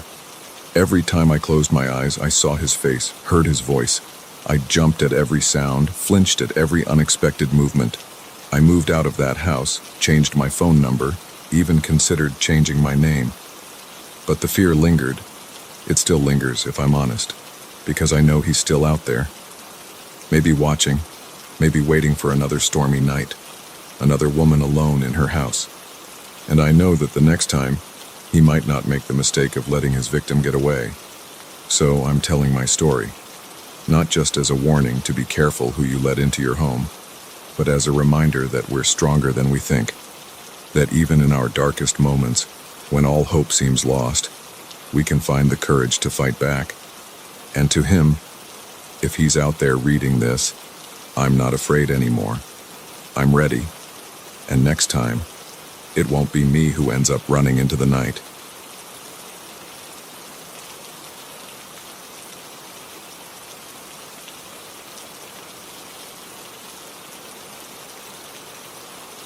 The moment I saw those footprints in the old barn, I knew I wasn't alone out here, and whatever was sharing these woods with me was definitely not some harmless wildlife. I'd come out to Blackwater Forest for a weekend of solitude and reflection. My life back in the city had become a chaotic mess of deadlines, relationship drama, and existential crises. I figured a few days of roughing it in the wilderness might help me clear my head and reset my priorities. How wrong I was. The first day had gone well enough. I'd hiked several miles into the forest, found a nice clearing to set up my tent, and spent the afternoon exploring the surrounding area. As the sun began to set, I'd gathered wood for a fire and settled in for a quiet evening under the stars. It wasn't until the next morning that things started to feel off. I woke up to find my backpack had been moved from where I'd left it outside my tent. At first, I thought maybe an animal had gotten curious during the night, but nothing was torn or chewed, just rearranged. It was odd, but I brushed it off and went about my day. I decided to explore further into the forest, following a barely visible trail that seemed to wind between the towering pines. The deeper I went, the denser the woods became. The canopy overhead grew so thick that only slivers of sunlight managed to penetrate, casting eerie shadows on the forest floor. That's when I stumbled upon the old barn. It was tucked away in a small clearing, its weathered boards gray with age and half hidden beneath a tangle of vines. It looked like it hadn't been used in decades, maybe even a century. Curiosity got the better of me, and I decided to take a closer look. The door creaked ominously as I pushed it open, sending a shiver down my spine. The interior was dim, dust motes dancing in the few beams of light that managed to sneak through cracks in the walls. Old farm equipment lay scattered about, rusted and broken, but it was the floor that caught my attention. Footprints, fresh ones, pressed into the thick layer of dust that covered the wooden planks. They weren't animal tracks, and they definitely weren't mine. These were human footprints, and judging by their clarity, they couldn't be more than a day old. My heart started to race. Who else could be out here? I was miles from any road or trail. The park ranger had told me I was the only camper registered in this area for the weekend. As my eyes adjusted to the gloom, I noticed something else. Food wrappers, empty water bottles, signs of recent human habitation, but this was no ordinary campsite. The wrappers were piled in one corner, as if someone had been staying here for an extended period, and there, scrawled on one of the walls in what looked disturbingly like dried blood, was a message. "They're coming, run." I backed out of the barn, my breath coming in short gasps. This was wrong, all wrong. I needed to get back to my campsite, pack up, and get the hell out of these woods. As I turned to leave, something caught my eye. There, half hidden in the tall grass near the barn's entrance, was a cell phone. My hands shook as I picked it up. The screen was cracked, but it still had power.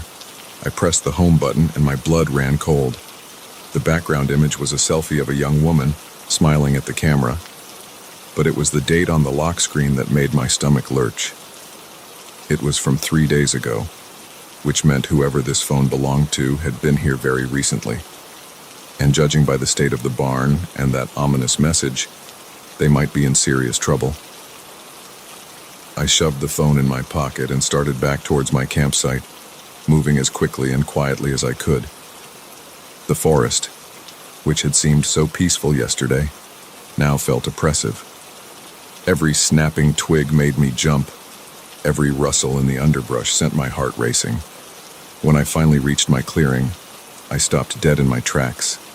My tent was gone, not collapsed or blown over by the wind, but completely gone. The only sign it had ever been there was the flattened grass where it had stood. My mind reeled. This couldn't be happening. Who would take my tent, and why? Then a chilling thought struck me. What if they were still here? I spun around, scanning the trees surrounding the clearing. That's when I saw it. Just for a second, a flash of movement between two distant pines. A figure, darting out of sight. Panic seized me. I had to get out of here. Now. But which way? In my haste to return to camp, I'd lost track of which direction I'd come from. The dense forest looked the same in every direction. I picked a direction at random and started running. Branches whipped at my face. Roots threatened to trip me with every step, but I didn't slow down. I could hear something crashing through the underbrush behind me, gaining ground. I ran until my lungs burned and my legs felt like lead. When I couldn't run anymore, I ducked behind a large fallen tree, trying to muffle my gasping breaths. I strained my ears, listening for any sign of pursuit. For a long moment, there was nothing but the usual forest sounds, wind in the leaves, birds calling to each other. Then I heard it, a twig snapping nearby. Then another, slow, deliberate footsteps, coming closer. I held my breath, pressing myself against the rough bark of the fallen tree. The footsteps stopped, so close I could have reached out and touched whoever it was. I could hear breathing, heavy and ragged. "I know you're there," a voice said, low and gravelly. "No use hiding. We've been watching you since you entered our forest." Our forest? Who was this person? And who were we? "Come out now," the voice continued, "and maybe we'll let you leave in one piece." My mind raced. I could make a run for it, but I had no idea which direction would lead me out of the forest. And whoever this was, they clearly knew these woods better than I did. Fighting was out of the question. I had no weapons, and judging by the footsteps, this person was bigger than me. With no other options, I slowly stood up, raising my hands to show I was unarmed. "I'm coming out," I said, my voice shaking.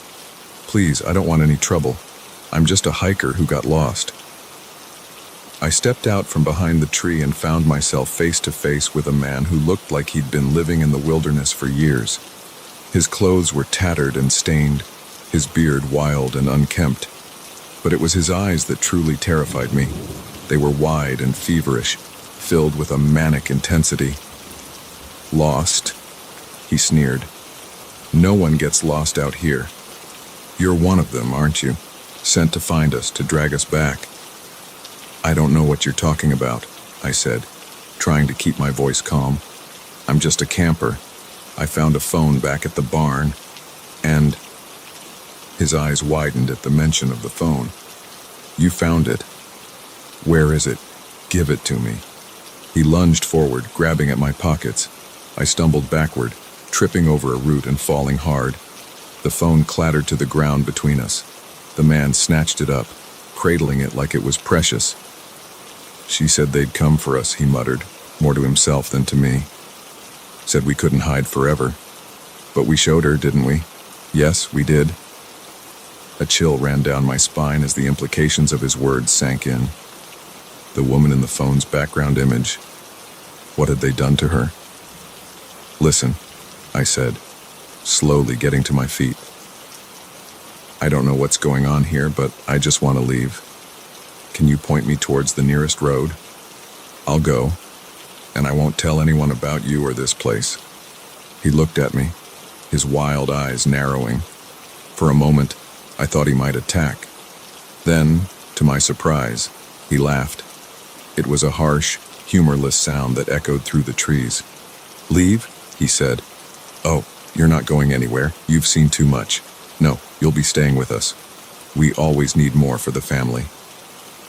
Before I could react, something heavy struck me from behind. As I fell, my vision blurring, I saw more figures emerging from the trees. Then everything went black. I don't know how long I was unconscious. When I came to, I was in a dark, damp space that smelled of earth and decay. My hands were bound behind my back, and a gag was tied tightly around my mouth. As my eyes adjusted to the gloom, I realized I wasn't alone. There were others here, similarly bound. Some were awake, their eyes wide with fear. Others lay motionless, and I prayed they were just unconscious. I heard movement above, and a sliver of light appeared as a trapdoor opened. The wild-eyed man peered down at us, that manic grin still on his face. "Welcome to the family," he said. "Don't worry, you'll learn to love it here, just like all the others." As the trapdoor slammed shut, plunging us back into darkness, I realized the terrible truth. My weekend of solitude had turned into a nightmare, and these woods held secrets far darker than I could have ever imagined. And the worst part, no one knew I was here. No one would come looking for me. In trying to escape the chaos of my old life, I'd stumbled into a horror beyond imagination. As I lay there in the dark, listening to the muffled sobs of my fellow captives, I made a silent vow. Somehow, some way, I would find a way out of this. And when I did, I would make sure these monsters faced justice for what they'd done. But for now, all I could do was wait and hope that an opportunity for escape would present itself. because in these dark woods, hope was all I had left.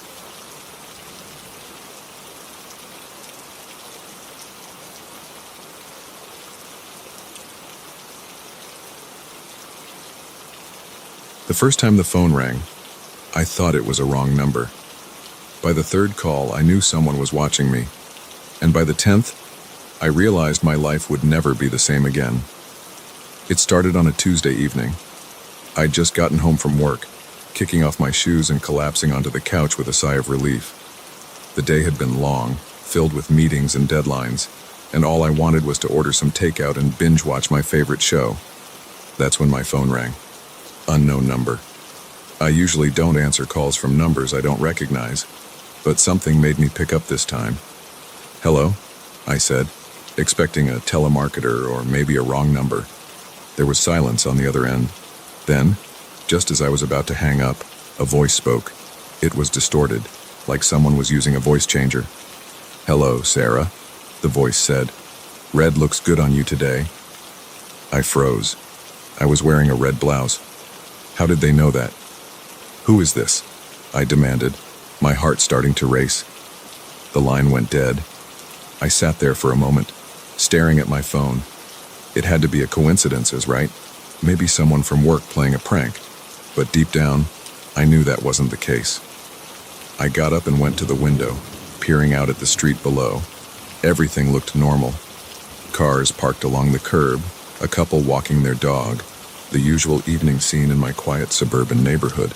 But now it all seemed sinister somehow. I drew the curtains and double-checked the locks on my doors and windows. Then I called my best friend, Lisa. "Hey, did you or anyone from the office try to prank call me just now?" I asked when she picked up. "What? No, why would we do that?" Lisa sounded confused. I explained what had happened. Lisa listened, then said, "That's creepy, Sarah. Maybe you should call the police." I considered it, but what would I tell them? That I got a weird phone call. They'd probably just tell me to block the number. So I tried to shake it off.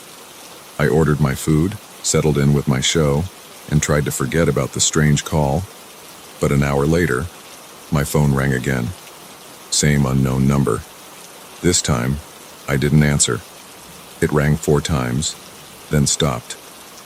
A moment later, a text came through. "Why didn't you answer, Sarah? Don't you want to talk to me?" My hand shook as I dropped the phone onto the couch. This wasn't happening. This couldn't be happening. I picked up the phone again and blocked the number.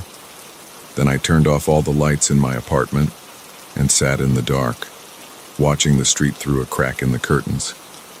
Nothing seemed out of place. No suspicious cars. No one lurking in the shadows. But I couldn't shake the feeling of being watched. I didn't sleep much that night. Every noise made me jump. Every shadow seemed to move. When morning finally came, I was exhausted and on edge. I called in sick to work. I couldn't face going outside, couldn't bear the thought of being in public where anyone could be watching me. Around noon, my phone rang again. Different unknown number. I let it go to voicemail. A minute later, I got a text. "Staying home today, Sarah. Smart girl, but you can't hide forever." I threw the phone across the room, watching it bounce off the wall and clatter to the floor. This was insane. How did they know I was home? Were there cameras in my apartment? Was someone watching from outside? I spent the next hour searching every inch of my place, looking for hidden cameras or microphones. I found nothing, but that didn't make me feel any better. The calls and texts continued throughout the day, each one more personal, more threatening than the last. "That pizza you ordered last night looked good. Maybe we should share one sometime. Your mother would be so disappointed if she knew what you did last summer. I wonder if your boss knows about those files you accessed after hours." How did they know these things? The pizza I could understand if someone was watching my building, but the thing about my mother, the files at work, this was information no stranger should have. By evening, I was a wreck. I hadn't eaten, hadn't showered, hadn't done anything but pace my apartment and jump at every sound. That's when the final call came. This time, when I answered, the voice wasn't distorted. "Hello, Sarah," said a man's voice, smooth and cultured. "I think it's time we met in person, don't you?" "Who are you?" I whispered, my voice shaking. "What do you want from me?" He chuckled, a sound that sent chills down my spine. "Oh, Sarah, it's not about what I want from you. It's about what you're going to do for me." "I'm calling the police," I said, trying to sound braver than I felt. "No, you're not," he replied calmly. "Because if you do, I'll have to share some very interesting information with some very interested parties. Information about what really happened to your father's company, about where that money really went." My blood ran cold. How could he possibly know about that? I'd been so careful, covered my tracks so well. "What do you want?" I asked, defeated. "Meet me at the corner of 5th and Main in 1 hour," he said. "Come alone, or things will get very unpleasant for you and your loved ones." The line went dead. I stood there, my mind racing. I could run, but where would I go? He seemed to know everything about me. I could call the police, but what if he made good on his threat? In the end, I did the only thing I could think of. I wrote down everything that had happened, sealed it in an envelope addressed to Lisa, and left it on my kitchen table. Then I grabbed my keys and headed out. The streets were quiet as I drove to the meeting point. It was late, and a light rain had started to fall, giving everything a ghostly, surreal quality. I parked a block away and walked the rest of the distance, my heart pounding so hard I thought it might burst out of my chest. As I approached the corner, I saw a man standing under a streetlight. He was tall, well-dressed, with salt and pepper hair and a neatly trimmed beard. He looked like he could be someone's kindly uncle or a successful businessman. Not at all what I had imagined. He smiled as I approached, but it didn't reach his eyes. Those were cold, calculating. "Sarah," he said, extending his hand. "So good to finally meet you in person." I didn't take his hand. "What do you want from me?" I asked, my voice barely above a whisper. He chuckled again, that same chilling sound I'd heard on the phone. Straight to business. "I like that. Well, Sarah, what I want is simple. I want you to use your unique skills to help me with a little project." "What kind of project?" He pulled out a USB drive and held it up. "On this drive is a list of names and account numbers. I need you to do what you do best. Move the money, hide the trail, just like you did for your father." I felt sick. He wanted me to launder money for him, to use the same skills that had gotten me into this mess in the first place. "And if I refuse?" I asked, already knowing the answer. His smile turned predatory. "Then I start making phone calls, to the police, to your company, to your mother. How do you think she'd react to learning what her daughter really is?" I closed my eyes, feeling trapped. This was it. This was the moment my past had finally caught up with me. "Okay," I said, opening my eyes and meeting his gaze. "I'll do it. But after this, you leave me alone. No more calls, no more threats. We're done." He nodded, handing me the USB drive. "Of course. You do this job well, and you'll never hear from me again." As I took the drive, a thought occurred to me, a dangerous, desperate thought. "How do I know you won't just keep blackmailing me?" I asked. He raised an eyebrow. "You don't. But what choice do you have?" I nodded, as if accepting this. Then, in one swift motion, I grabbed his wrist and twisted, using a self-defense move Lisa had taught me years ago. He cried out in surprise and pain, dropping his phone. I snatched it up and ran. Behind me, I could hear him shouting, his footsteps pounding on the wet pavement. I ran harder than I'd ever run in my life, my lungs burning, my legs aching. I didn't stop until I reached the police station 3 blocks away. Gasping for breath, I burst through the doors and approached the desk sergeant. "I need to report a crime," I said, placing both USB drives, his and mine, on the counter. "And I need to confess to one." The sergeant looked at me, then at the drives, his expression a mix of confusion and concern. "All right, miss," he said slowly. "Why don't you start from the beginning?" So I did. I told him everything. About the calls, the threats, the blackmail, and about what I'd done for my father all those years ago. It wasn't easy.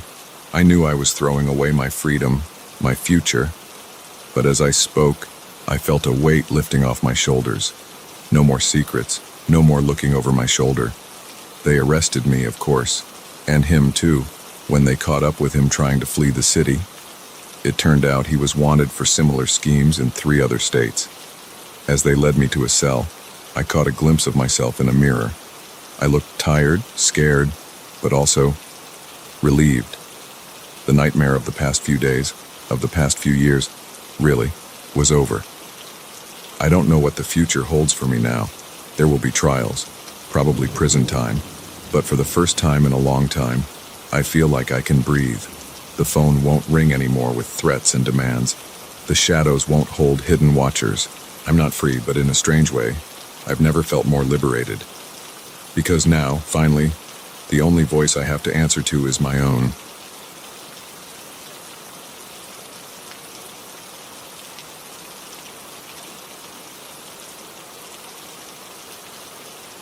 The moment I realized the footsteps behind me weren't my own echo, I knew this midnight run was about to become a nightmare. But by then, it was too late to turn back. I've always been a night owl, preferring the quiet solitude of the city after dark. That's why I started jogging at night. The streets were emptier, the air cooler, and the usual hustle and bustle of the day faded into a peaceful hum of distant traffic and the occasional hoot of an owl. This particular night was no different, or so I thought. I laced up my running shoes, popped in my earbuds, and headed out into the cool autumn air. The moon was full, casting long shadows across the sidewalks and giving everything an ethereal, almost eerie glow. I started my usual route, heading towards the park. The streetlights flickered as I passed under them, creating a strobe-like effect that played tricks on my eyes. But I was used to it, barely noticing as I focused on my breathing and the rhythm of my feet hitting the pavement. It wasn't until I entered the park that I first noticed something was off. The park was usually deserted at this hour, save for the occasional homeless person on a bench or late-night dog walker. But tonight, it felt different. The air seemed heavier somehow, charged with an energy I couldn't quite place. I shook off the feeling, chalking it up to pre-marathon jitters. I had a big race coming up, and my nerves had been on edge for days. I picked up my pace, my breath coming in steady puffs as I rounded the large fountain at the center of the park. That's when I heard it. Footsteps, just slightly out of sync with my own.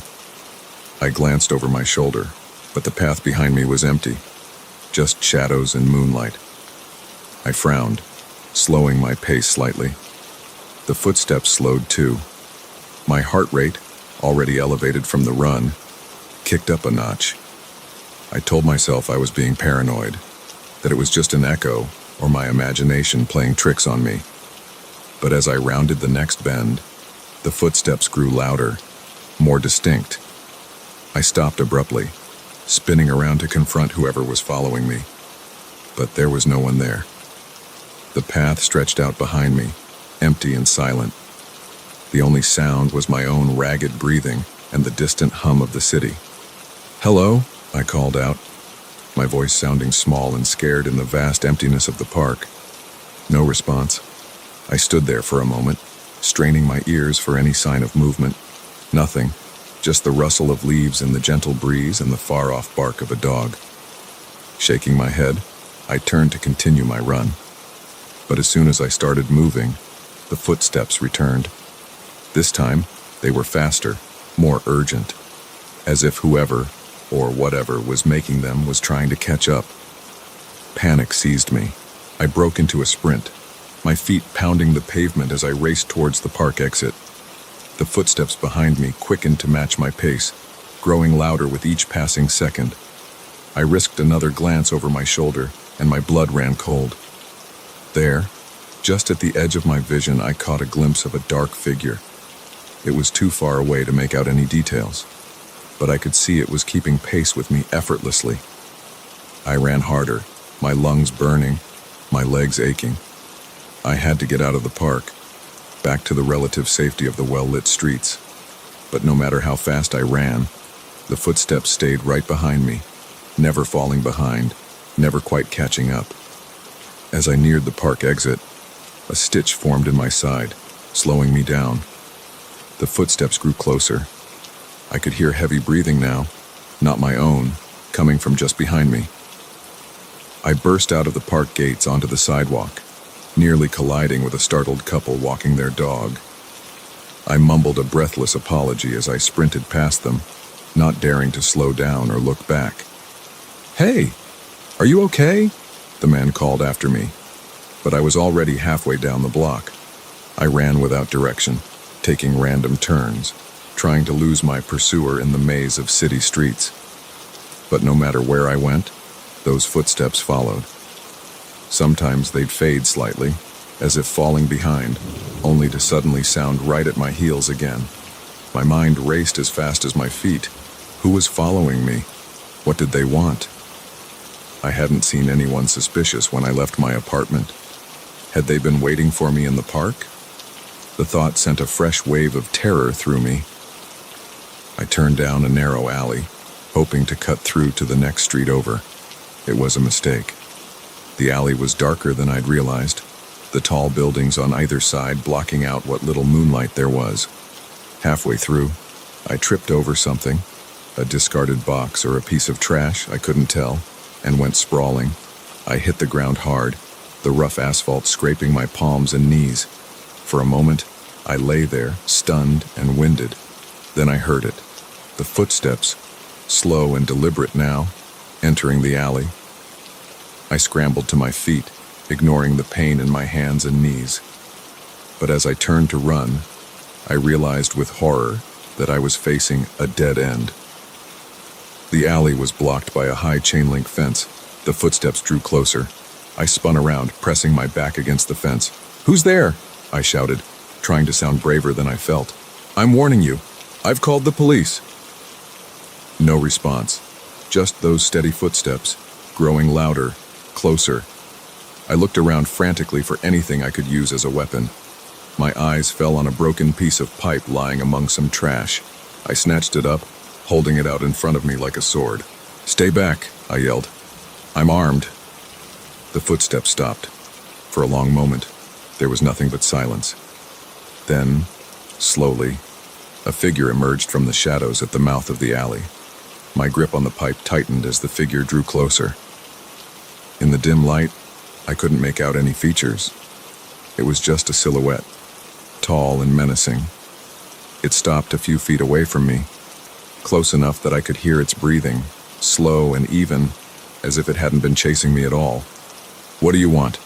I asked, my voice shaking despite my best efforts to sound tough. The figure tilted its head, almost curiously. Then, to my shock, it spoke. "I want you to wake up, Sarah." I blinked, confused. "What?" "Wake up," it repeated, its voice oddly familiar now. "You're having a nightmare."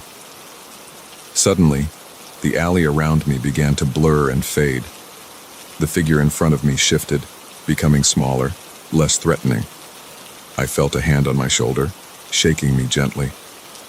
"Sarah, honey, wake up. You're having a bad dream." I opened my eyes with a gasp, sitting bolt upright in bed.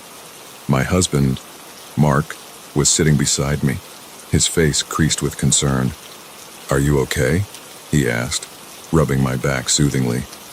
"You were thrashing around and mumbling in your sleep." I looked around, disoriented. I was in our bedroom, early morning light filtering through the curtains. No dark alleys, no mysterious pursuers, just the familiar comfort of home. I had a nightmare," I said, my voice hoarse. I was running, and something was chasing me. Mark pulled me into a hug. "It's okay," he murmured. "You're safe now. It was just a dream." As my racing heart began to slow, I nodded, letting out a shaky breath. "Yeah, just a dream." But as Mark got up to make us some coffee, I couldn't shake the lingering feeling of unease. The dream had felt so real, so vivid. I could still hear those footsteps echoing in my mind. I got out of bed and went to the window, pushing aside the curtain to look out at the quiet street below. Everything was normal. People walking their dogs, a few early morning joggers, a delivery truck making its rounds. Then, just for a second, I thought I saw something. A figure standing perfectly still on the sidewalk across the street, looking up at my window. But when I blinked, it was gone. Just my imagination, I told myself, letting the curtain fall back into place. Just leftover nerves from the nightmare. But as I turned away from the window, I couldn't quite convince myself that was true. Because for that brief moment, the figure had looked familiar. It had looked like the silhouette from my dream. I shook my head, trying to clear away the last cobwebs of sleep and fear. It was just a dream, I repeated to myself. Just a dream. But deep down, a small part of me wondered. And as I made my way to the kitchen to join Mark for coffee, I found myself listening for footsteps that weren't my own.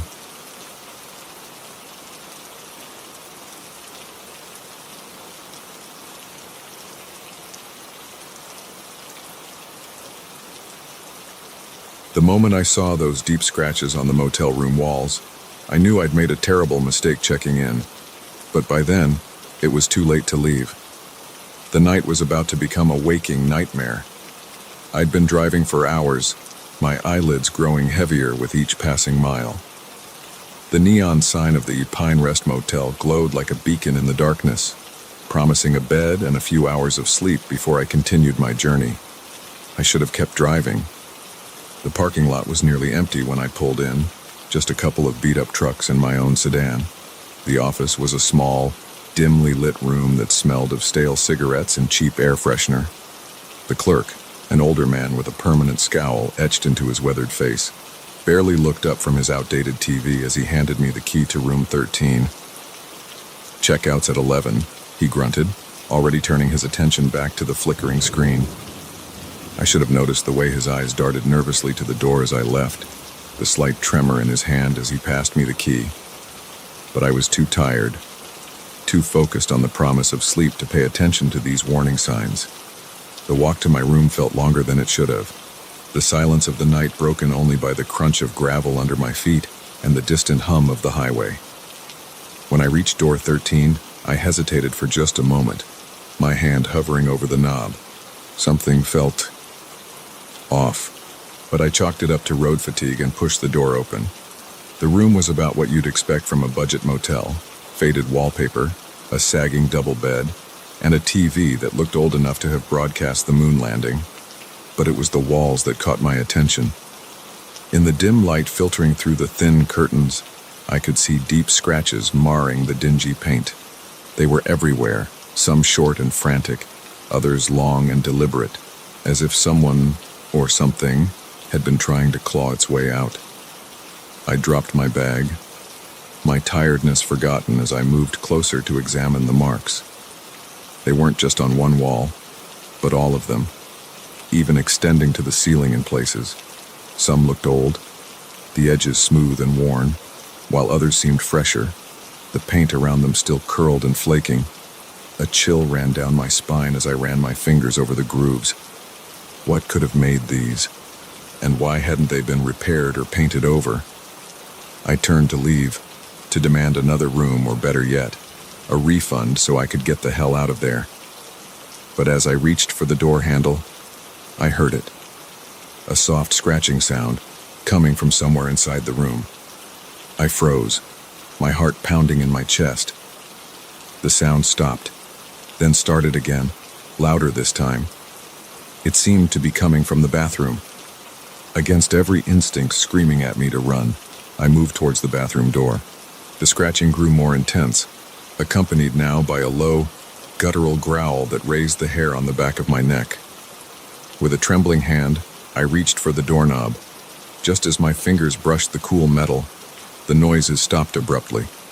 The silence that followed was somehow even more terrifying. I don't know how long I stood there, my hand on the doorknob, too scared to open it but too paralyzed with fear to move away. Finally, I managed to take a step back, then another my eyes never leaving the bathroom door. I bumped into the bed and nearly jumped out of my skin. Turning quickly, I saw something that made my blood run cold. There, half hidden under the bedskirt, was a journal. Its leather cover was worn and scratched, mimicking the walls around me. With shaking hands, I pulled it out. The pages were yellowed with age, filled with frantic scribbles and desperate pleas. As I flipped through, certain phrases jumped out at me. It comes at night. Don't look in the mirror. The scratching never stops. The last entry, written in a shaky hand, simply read, "If you're reading this, it's too late. It knows you're here." A loud bang from the bathroom made me drop the journal. The door shuddered in its frame, as if something on the other side was throwing its weight against it. I ran for the door, my heart pounding so hard I thought it might burst from my chest, but the handle wouldn't turn. I yanked harder, panic rising in my throat, but it was no use. I was locked in. The banging from the bathroom grew louder, more insistent. I could hear wood splintering, the hinges groaning under the assault. I looked around frantically for another way out. The window. I rushed over, but it was sealed shut, the glass too thick to break easily. As I turned back to the room, my eyes fell on the mirror hanging on the wall. For a split second, I saw something in its reflection. A dark shape, hunched and twisted, its eyes glowing with an otherworldly light. I blinked, and it was gone. The bathroom door exploded outward in a shower of splinters. I caught a glimpse of something emerging, something that should not exist in any sane world, before I squeezed my eyes shut and pressed myself into the corner of the room. I could hear it moving, its breath coming in ragged gasps, the sound of claws scraping against the floor as it came closer. The smell hit me then, a stench of decay and something alien, something wrong. I kept my eyes closed, silently praying to any god that might be listening. The scratching sound was all around me now, on the walls, the floor, getting closer and closer. Then suddenly, it stopped. The room fell silent except for my own ragged breathing. Slowly, terrified of what I might see, I opened my eyes. The room was empty. No monster, no broken bathroom door. Even the scratches on the walls were gone, the paint smooth and unblemished as if they had never existed. For a moment, I thought I had imagined it all. A hallucination brought on by exhaustion, perhaps. But then I saw the journal, still lying on the floor where I had dropped it. With trembling hands, I picked it up and opened it. The pages were blank, every single one. I don't remember much of what happened next. I know I somehow got out of the room, out of the motel. I drove through the night, not stopping until the sun was high in the sky and I was 2 states away. I've tried to convince myself it was all a dream, a vivid nightmare brought on by too many hours on the road. But sometimes, late at night, I hear it. That soft scratching sound coming from just outside my bedroom door. And I know, deep in my bones, that whatever was in that motel room is still out there, waiting, watching. And sometimes, when I catch a glimpse of myself in the mirror, I see something else looking back. Something with eyes that glow in the darkness. Something that smiles with too many teeth. I don't stay in motels anymore. I don't sleep much at all, to be honest. Because I know now that there are things in this world that defy explanation. Things that lurk in the shadows of rundown motels and haunt the spaces between reality and nightmare. And I know that one day those scratches will appear on my walls. The journal will reappear, its pages filled once more with desperate warnings, and whatever was in room 13 will finally finish what it started. Until then, I keep driving, always moving, never stopping for too long in one place. Because as long as I'm on the road, as long as I don't let myself rest, I can pretend that night never happened. I can pretend I'm safe. But deep down, I know the truth. You can't escape room 13. Not really. Not ever.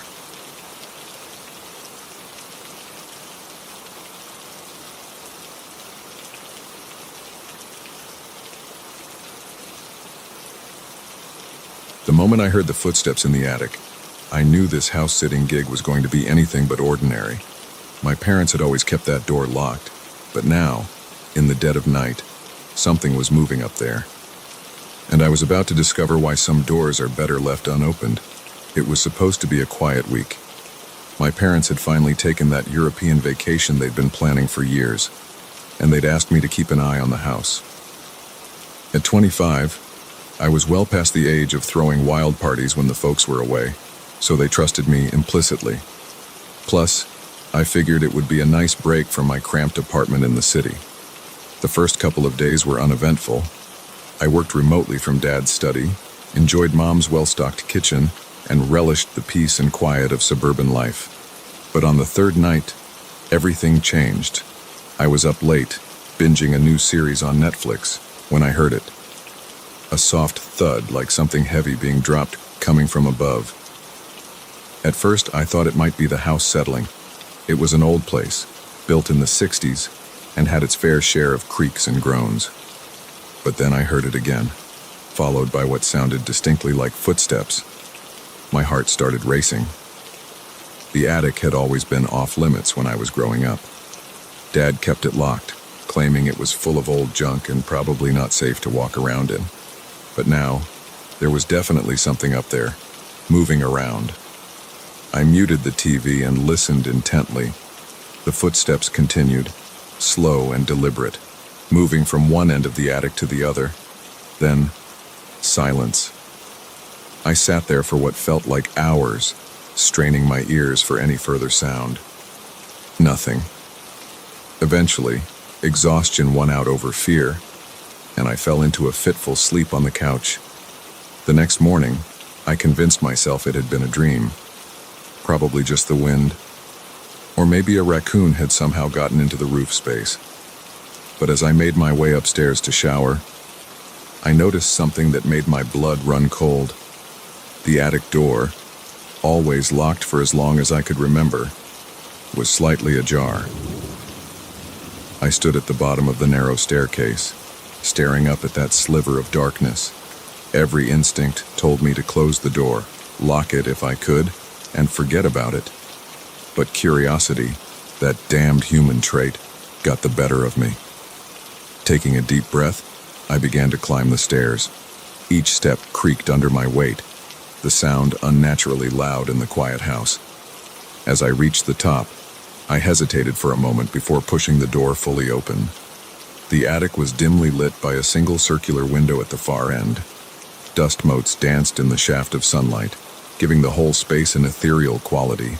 At first glance, it looked exactly as Dad had always described, just a storage space full of old furniture and boxes. But as my eyes adjusted to the gloom, I noticed something odd. In the center of the room, the dust on the floor had been disturbed. There were footprints, and they didn't look like they belonged to a raccoon. They were human. My heart pounding, I stepped further into the attic. The footprints led to a stack of boxes in the corner. As I got closer, I realized the top box had been opened recently. The packing tape was freshly torn, the flaps hastily closed. With shaking hands, I opened the box. Inside were photo albums, dozens of them. But these weren't the familiar family photos I'd grown up with.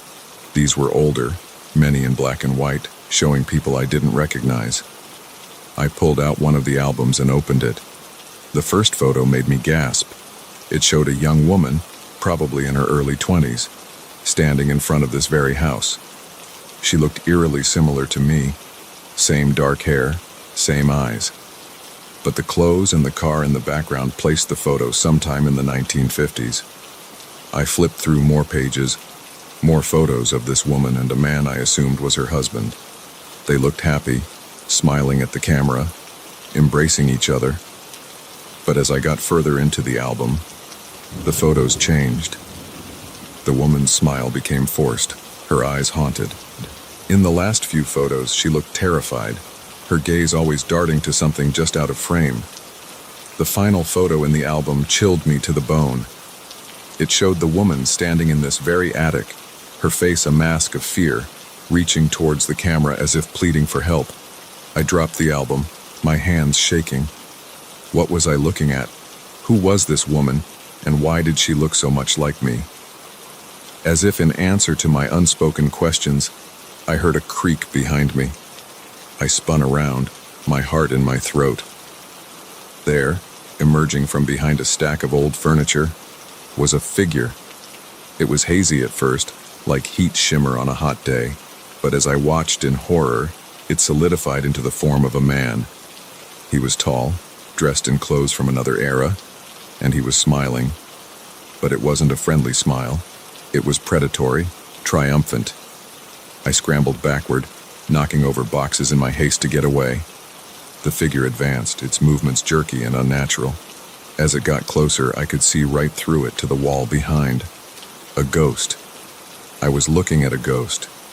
I turned and ran, practically falling down the attic stairs in my desperation to escape.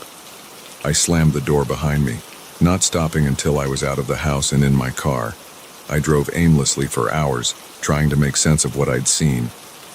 When I finally calmed down enough to think rationally, I called my parents. It took some convincing, but I finally got them to tell me the truth. The woman in the photos was my grandmother, my real grandmother. The woman I'd grown up calling Gran was actually my step-grandmother. My real grandmother had disappeared in 1956, shortly after my father was born.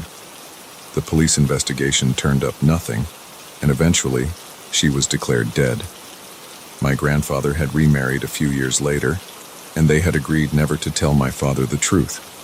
They thought they were protecting him, and later me, from a painful family history. But they didn't know the whole story.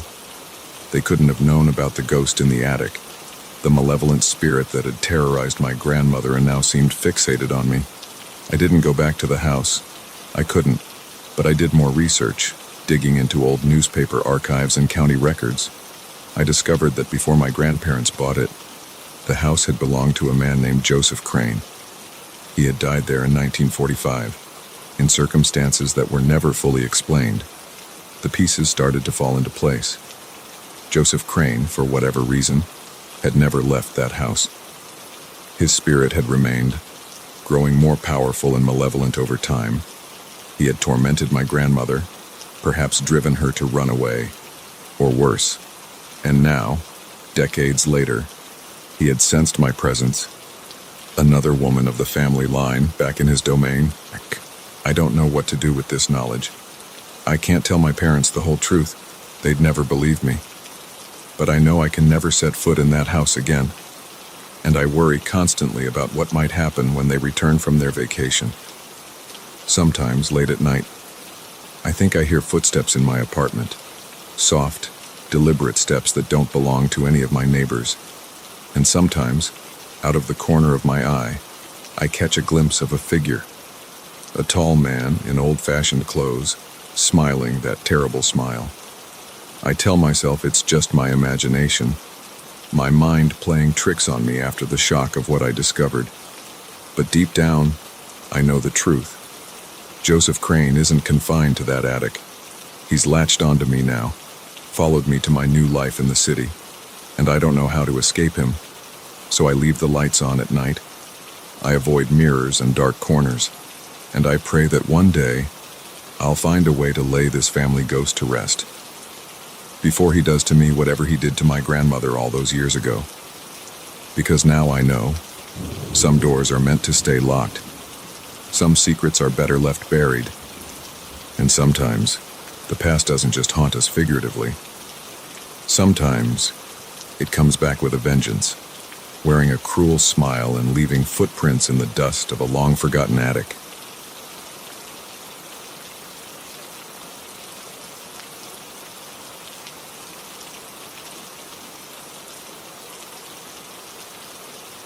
The moment I realized the car behind me had no headlights, I knew this wasn't going to be an ordinary drive home. But by then, it was too late. The game of cat and mouse had already begun, and I was the mouse. It was a Friday night, and I was driving back from a late meeting in the city. The rain had started about an hour into my journey, a light drizzle at first that quickly became a torrential downpour. The highway stretched out before me, a ribbon of wet asphalt disappearing into the darkness. I'd always enjoyed night driving. There was something peaceful about it. The world shrunk down to just me, my car, and the road ahead. But tonight, that peace was shattered by an uneasy feeling in the pit of my stomach. I first noticed the car about 20 minutes into my drive.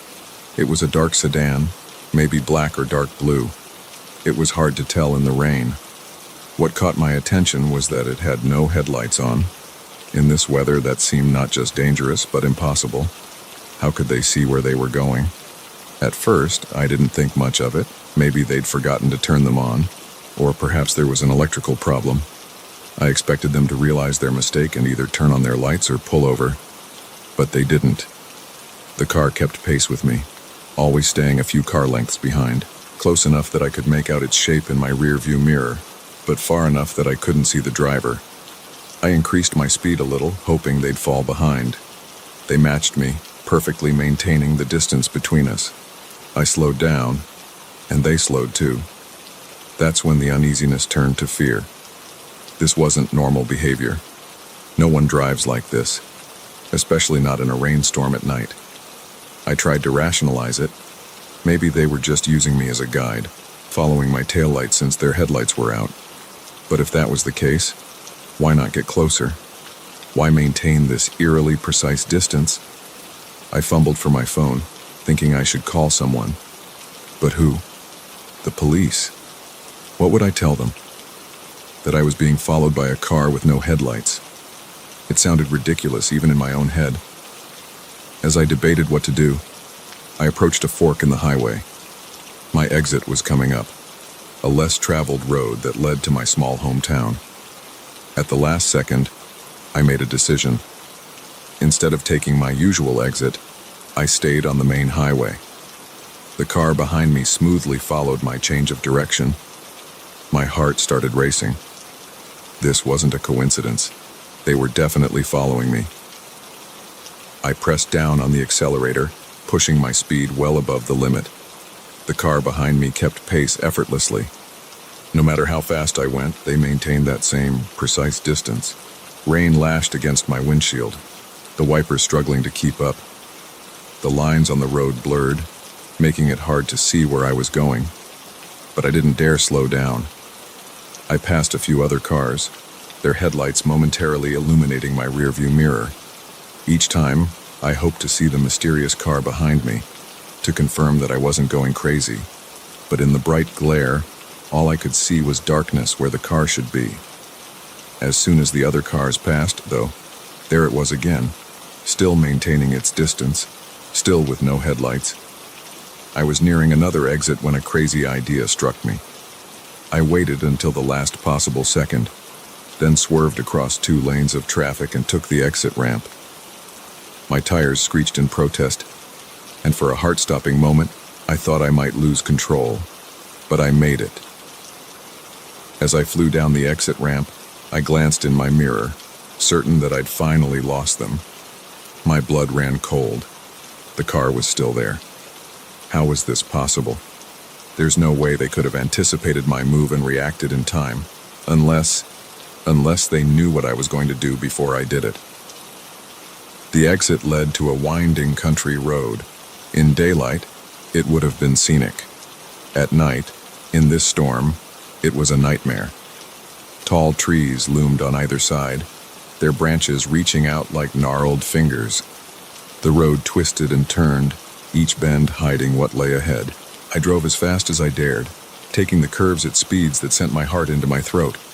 But no matter how fast I went, no matter how recklessly I took the turns, the car behind me kept up. My fuel gauge caught my eye, the needle hovering just above empty. In my panic, I'd forgotten about gas. I had maybe 20 miles left, 30 if I was lucky, and I had no idea where the nearest gas station was. As if sensing my predicament, the car behind me suddenly sped up. For the first time, It was closing the distance between us. I pushed my car harder, knowing I was running on fumes. The engine whined in protest as I urged it up a steep hill. As I crested the top, I saw something that made my heart leap. Headlights, approaching from the opposite direction. Relief flooded through me. Another car meant another witness, someone who could confirm that I wasn't crazy, that this mysterious vehicle really was following me. I flashed my lights frantically, trying to get the oncoming car's attention. It was getting closer, close enough that I could see it was a pickup truck. Just as the truck was about to pass me, I glanced in my rearview mirror. The car behind me was gone. I slammed on my brakes, my car skidding on the wet road. The truck blared its horn as it swerved around me, but I barely noticed. I was too busy staring at my mirror in disbelief. The road behind me was empty. No headlights, no dark shape lurking in the shadows. Nothing. I sat there, my hands shaking on the steering wheel, rain drumming on the roof. Had I imagined it all? Was it possible that the stress and the late hour had caused me to hallucinate? A tap on my window made me jump. It was the truck driver, looking concerned. I rolled down my window. "You okay?" he asked, rain dripping from the brim of his cap. "Saw you flash your lights? Car trouble?" I opened my mouth to explain, then closed it. How could I possibly describe what had just happened? I thought I saw something on the road," I lied. "An animal, maybe. Sorry for scaring you." He nodded, though he didn't look entirely convinced. "Well, be careful out here. This road can be treacherous in weather like this. Nearest town's about 10 miles ahead if you need help." I thanked him, and he returned to his truck. As he drove away, I took a deep breath, trying to calm my nerves. Maybe it had all been in my head.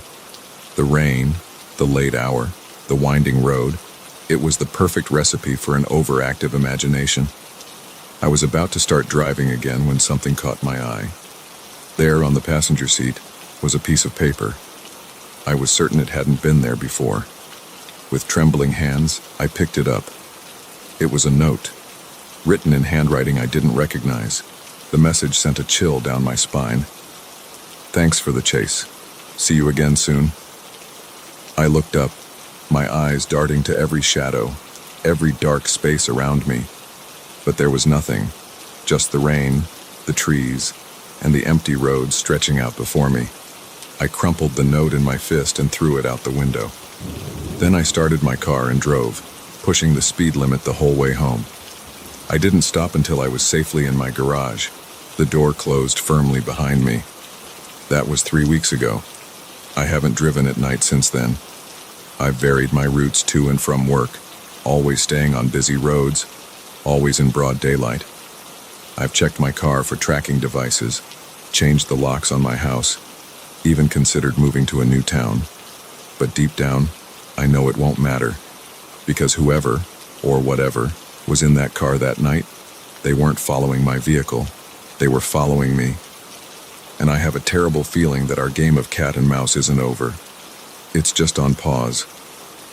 So now, every night, I sit by my window, watching the street outside, and I wait. I wait for the moment when a dark car with no headlights will turn onto my street, because I know it's coming. It's only a matter of time, and when it does, I'll be ready, because this time, I won't be the mouse. This time, I'll be the cat.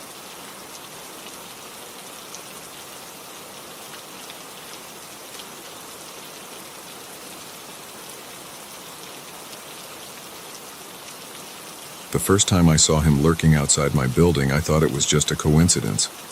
By the third time, I knew I was being watched. What I didn't know was how quickly my life would spiral into a nightmare of paranoia and fear. It started on a Tuesday. I remember because I had just finished a grueling shift at the hospital where I work as a nurse. All I wanted was to get home, kick off my shoes, and lose myself in a mindless reality show. As I approached my apartment building, I noticed a man standing across the street. He was average height, wearing a dark jacket and a baseball cap pulled low over his eyes. Something about the way he stood, perfectly still, his gaze fixed on my building, made the hair on the back of my neck stand up. I quickened my pace, fumbling with my keys as I reached the entrance. As I glanced back, the man was gone. I brushed it off as paranoia brought on by exhaustion and too many true crime podcasts. The next day, I saw him again. Same spot, same stance, same unsettling stillness. This time, as I hurried inside, I could feel his eyes on me, burning into my back. I nearly dropped my keys twice before managing to get the door open. By Friday, I was a nervous wreck. He was there every day, always in the same spot, always watching. I had started varying my routes home, even leaving work at different times, but it didn't matter. He was always there, waiting. I considered calling the police, but what would I tell them? That a man was standing on a public street, that I had a feeling he was watching me. I had no proof, no evidence of any actual crime, just a gnawing fear that grew stronger with each passing day. On Saturday, things escalated. I had spent the day holed up in my apartment, too afraid to go out. As evening fell, I peered out my window, half expecting to see him in his usual spot. The street was empty, and I felt a wave of relief wash over me. Maybe it was over. Maybe he had moved on. That's when I heard it. A soft knock at my door. My heart leaped into my throat. I lived alone, and I wasn't expecting anyone. I crept to the door, my bare feet silent on the hardwood floor. The peephole showed an empty hallway. I waited, barely breathing, straining my ears for any sound. Another knock, louder this time. I jumped back, my hand flying to my mouth to stifle a scream. Whoever was out there, they were standing to the side of the door, out of view of the peephole. "Who's there?" I called out, hating how my voice trembled. Silence. Then, package delivery. The voice was muffled, but distinctly male. My mind raced. I hadn't ordered anything, and it was well past normal delivery hours. Every instinct screamed that this was wrong, that I shouldn't open the door. "Just leave it there," I said, trying to keep my voice steady. "I'll get it later." "Need a signature?" the voice replied. I backed away from the door, my heart pounding so hard I could feel it in my throat. This wasn't right. This wasn't normal. I fumbled for my phone, my fingers shaking as I dialed 911. As I raised the phone to my ear, I heard a sound that made my blood run cold. The unmistakable click of a key in the lock. My lock. I dropped the phone and ran for the bedroom, slamming the door shut behind me and wedging a chair under the handle. I could hear the front door opening. Slow, deliberate footsteps entering my apartment. "Here, Kitty, Kitty," a voice called out, sickeningly playful. Time to stop running. I looked around frantically for a weapon, anything I could use to defend myself. My eyes fell on the lamp on my bedside table. I unplugged it, gripping it tightly in both hands. The footsteps grew closer, stopping just outside the bedroom door. The handle jiggled. "Come on out," the voice said. "We both know how this ends." I stood there, frozen in terror, the lamp raised and ready. The door shuddered as he threw his weight against it, once, twice, 3 times. On the 4th try, I heard the chair scraping across the floor. One more hit, and the door would give way. In that moment, something inside me snapped. I was not going to be a victim. I was not going to die here, cowering in fear. As the door burst open, I swung the lamp with all my might. It connected with a satisfying crack, catching my attacker off guard. He stumbled backward, giving me the opening I needed. I bolted past him, not daring to look back as I ran for the front door. I made it to the hallway, screaming for help as I ran towards the stairs. Behind me, I could hear him recovering, his footsteps pounding after me. I took the stairs 2 at a time, my bare feet slipping on the cold concrete. I burst out of the stairwell into the lobby, relief flooding through me as I saw my neighbor, Mr. Johnson, checking his mail. His eyes widened as he took in my disheveled appearance and panicked expression. "Call the police," I gasped, just as my attacker emerged from the stairwell. What happened next was a blur. Mr. Johnson, a retired Marine, moved with surprising speed for a man in his 60s. He tackled my attacker, pinning him to the ground as I fumbled with my phone, finally managing to dial 911. The police arrived within minutes, along with an ambulance. As they led my attacker away in handcuffs, I got my first clear look at his face. It was him, the man who had been watching me all week. But now, in the harsh fluorescent light of the lobby, he didn't look menacing at all. He looked ordinary, just a man, not the monster I had built up in my mind. The detectives told me later that he was wanted in connection with several stalking cases and home invasions across the city. They found detailed notes about my routines in his apartment, along with trophies from other victims. I was lucky, they said. If Mr. Johnson hadn't been there, I didn't go back to my apartment that night, or for many nights after. I stayed with a friend, jumped at every sound, saw danger in every shadow. It took months of therapy before I could sleep through the night without nightmares. Eventually, I moved to a new city, started a new job. I installed a state-of-the-art security system in my new apartment and took self-defense classes. Slowly, I started to feel safe again. But sometimes, when I'm walking home late at night, I'll catch a glimpse of someone standing still on a street corner, or hear footsteps behind me that seem to match my pace. In those moments, the fear comes rushing back, as fresh and raw as it was that night in my old apartment. I know now that the world can be a dangerous place, that there are predators out there who see people like me as prey. But I also know that I'm stronger than I ever thought possible. I survived. I fought back. And if, God forbid, I ever find myself in a situation like that again, I'll be ready. Because the thing about being stalked, about living through that kind of terror, is that it changes you. You can let it break you, let the fear control your life. Or you can use it, let it fuel you, make you more aware, more prepared. I chose the latter. I refuse to be a victim again. I refuse to let one man's sick obsession define the rest of my life. Yes, I still look over my shoulder. Yes, I still check the locks twice before I go to bed. But I also live. I laugh. I love. I don't let the fear win. And to the man who thought he could make me his prey, you failed. You may have taken my sense of security for a while, but you didn't take my life, my spirit, or my strength. In trying to break me, you only made me more resilient. So watch all you want. I'm not afraid anymore. Because now, I'm the one you should be scared of.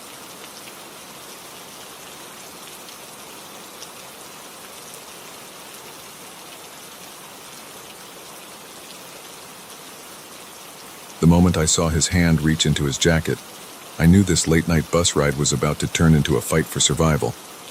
But what I didn't realize was that the real danger wasn't just the man with the knife. It was the darkness lurking inside me.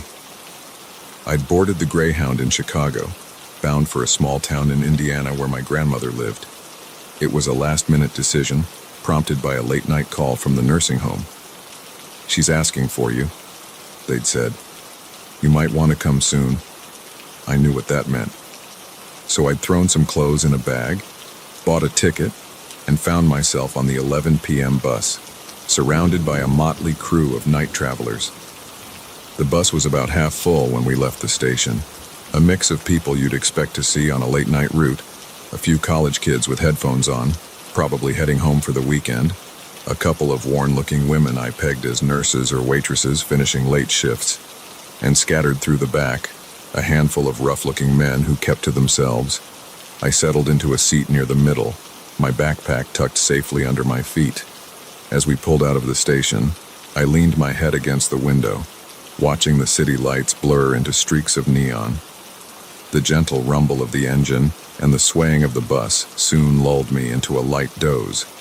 I'm not sure how long I'd been asleep when I felt it, that prickle on the back of your neck when you know you're being watched. I opened my eyes slowly, trying not to make it obvious I was awake. Through the reflection in the window, I could see a man had moved to the seat directly behind me. He was leaning forward, his eyes fixed on the back of my head. My heart rate picked up, but I forced myself to stay calm. Maybe he was just looking out the window. Maybe I was being paranoid. I shifted in my seat, making a show of stretching and yawning like I'd just woken up naturally. As I did, I got my first clear look at him. He was older, maybe in his 50s, with a scruffy beard and eyes that seemed to gleam with an unsettling intensity in the dim bus lighting. When our eyes met, he didn't look away. Instead, his mouth curved into a smile that sent a chill down my spine. "Finally awake, sleeping beauty," he said, his voice low and rough. I mumbled something non-committal and turned back around, my mind racing. The bus was quieter now, most of the other passengers asleep or engrossed in their phones. We were on a stretch of dark highway, nothing but fields and forests on either side. I felt him lean closer, his breath hot on my ear. "You got any cash on you, sweetheart? Or maybe a nice phone I could borrow?" My blood ran cold. This was really happening. I was about to be robbed on a Greyhound bus in the middle of nowhere. I don't have much," I stammered, my voice barely above a whisper. "Just a few dollars for food." He chuckled, a sound devoid of any real humor. Now, don't lie to me. I've been watching you. Nice bag, nice clothes. I bet you've got all sorts of goodies in there." I turned to face him, hoping to reason with him, to appeal to whatever humanity he might have left. That's when I saw his hand disappear into his jacket. Time seemed to slow down. I saw the gleam of metal as he pulled out a knife, small but wickedly sharp. I saw the way his eyes darted around the bus, checking if anyone was watching. And I saw the moment he decided he was going to use that knife, whether I cooperated or not. In that instant, something inside me shifted. The fear didn't disappear, but it was joined by something else. A cold, clear determination, a voice in my head that said, "Not today, not me." As his hand came up with the knife, I moved. All those self-defense classes my mom had insisted I take suddenly kicked in. I grabbed his wrist with both hands, twisting it hard while driving my elbow back into his face. I felt something crunch, his nose probably, and he let out a muffled yell of pain and surprise. The knife clattered to the floor as I launched myself over the seat, landing on top of him. We grappled in the narrow space, his size and strength against my desperation and adrenaline. I could hear shouts from the other passengers now, people waking up to the commotion. He managed to get a hand around my throat, squeezing hard. Black spots danced at the edges of my vision as I gasped for air. With my free hand, I scrabbled on the floor, searching for the knife. My fingers closed around the handle just as I felt consciousness starting to slip away. I didn't think. I just acted. The knife went in just below his ribs, sliding in with a sickening ease. His eyes widened in shock, his grip on my throat loosening. I pushed him off me, scrambling back into the aisle. The bus erupted into chaos. People were screaming. The driver was yelling something about pulling over. But all I could focus on was the man slumped in the seat, blood seeping through his shirt where the knife still protruded. I stood there shaking as the bus ground to a halt on the shoulder of the highway. The driver was on his radio, calling for police and an ambulance. A woman who said she was a nurse pushed past me, kneeling beside my attacker to check his pulse. "He's alive," she announced, and I felt a wave of relief wash over me. I hadn't killed him. I wasn't a murderer. The next few hours passed in a blur. Police cars and an ambulance arrived, their lights painting the inside of the bus in alternating red and blue. I gave my statement over and over, my voice sounding strange and distant to my own ears. They took the knife as evidence, photographed the bruises forming on my neck, asked me 100 questions about what had happened. By the time they were done, the sky was starting to lighten with the first hints of dawn. An officer told me I was free to go, that it was a clear case of self-defense. They offered to call someone for me, but I shook my head. I just wanted to get to my grandmother. As I waited for another bus to come pick up the stranded passengers, I found myself thinking about the man. Not the one who had attacked me, but the one I had become in those few terrifying moments. The one who had been capable of driving a knife into another human being without hesitation. I'd always thought of myself as gentle, non-violent, but now I knew the truth. Given the right circumstances, pushed far enough, I was capable of anything. It was a chilling realization, but also, in a strange way, empowering. The replacement bus arrived just as the sun was cresting the horizon. As I boarded, my backpack clutched tightly to my chest. I caught a glimpse of my reflection in the window. I looked different somehow. Older, harder.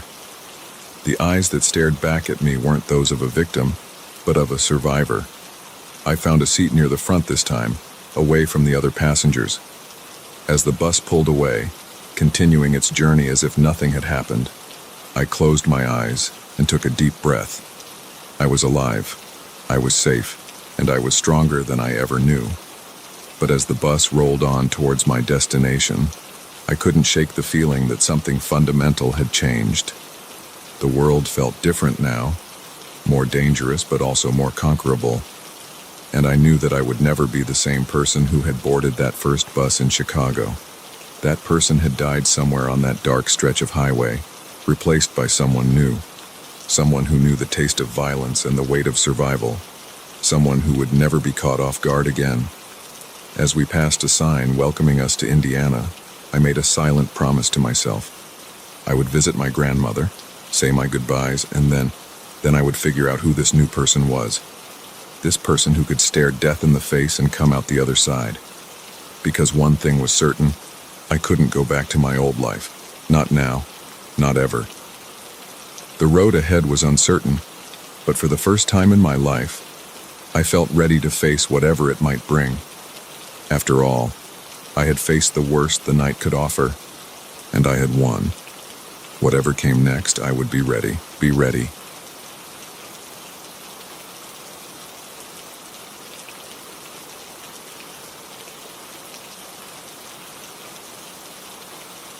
The moment I saw the fresh footprints in the dust of the abandoned attraction, I knew we weren't alone. What had started as a thrilling urban exploration was about to become a nightmare none of us would ever forget. It was Sarah's idea to check out the old Paradise Park. She'd always been the adventurous one in our group, always pushing us to try new things, to step out of our comfort zones. When she showed us the pictures of the decaying amusement park just outside of town, overgrown and forgotten, how could we resist? There were 4 of us: Sarah, the daredevil; Mike, her boyfriend, always eager to impress her; Jess, my best friend since kindergarten; and me, Alex, the cautious one who somehow always got roped into these escapades. We arrived at Paradise Park just as the sun was setting, casting long shadows across the rusted gates and faded signs. The place had been closed for over a decade, left to rot after a series of accidents and financial troubles. Now it stood as a ghostly reminder of happier times, its once cheerful attractions turned eerie in the fading light. "This is awesome," Sarah whispered as we slipped through a gap in the fence. Her eyes were shining with excitement, and I couldn't help but feel a thrill of anticipation myself. We made our way down what used to be the main thoroughfare, our flashlights illuminating peeling paint and broken windows. The silence was oppressive, broken only by the crunch of gravel under our feet and the occasional creak of metal in the wind. "Let's check out the funhouse," Mike suggested, pointing to a dilapidated building with a faded clown face painted on the front. The clown's smile seemed more like a grimace now, its eyes dark and hollow. As we approached, I noticed something odd. The door, which should have been locked or at least difficult to open after years of disuse, swung open easily at Sarah's touch. Inside, our flashlights revealed a maze of mirrors, some cracked, others surprisingly intact. "Look at this," Jess called out, her voice echoing strangely in the enclosed space. She was pointing at the floor, where a clear set of footprints led through the dust. "Probably just some other explorers," Mike said, but he didn't sound convinced. We followed the footprints deeper into the funhouse, past warped mirrors that made our reflections stretch and contort in unsettling ways. The further we went, the more uneasy I felt. The footprints were fresh, the dust still unsettled around them. Suddenly, Sarah gasped. In one of the mirrors, just for a second, I saw a figure that wasn't one of us. It was tall, unnaturally so, with long, spindly limbs and a face hidden in shadow. By the time I turned around, it was gone. "Did you see that?" Sarah's voice was barely above a whisper. Before anyone could answer, we heard it. A laugh, high-pitched and unnatural, echoing through the funhouse. It didn't sound human. Panic set in.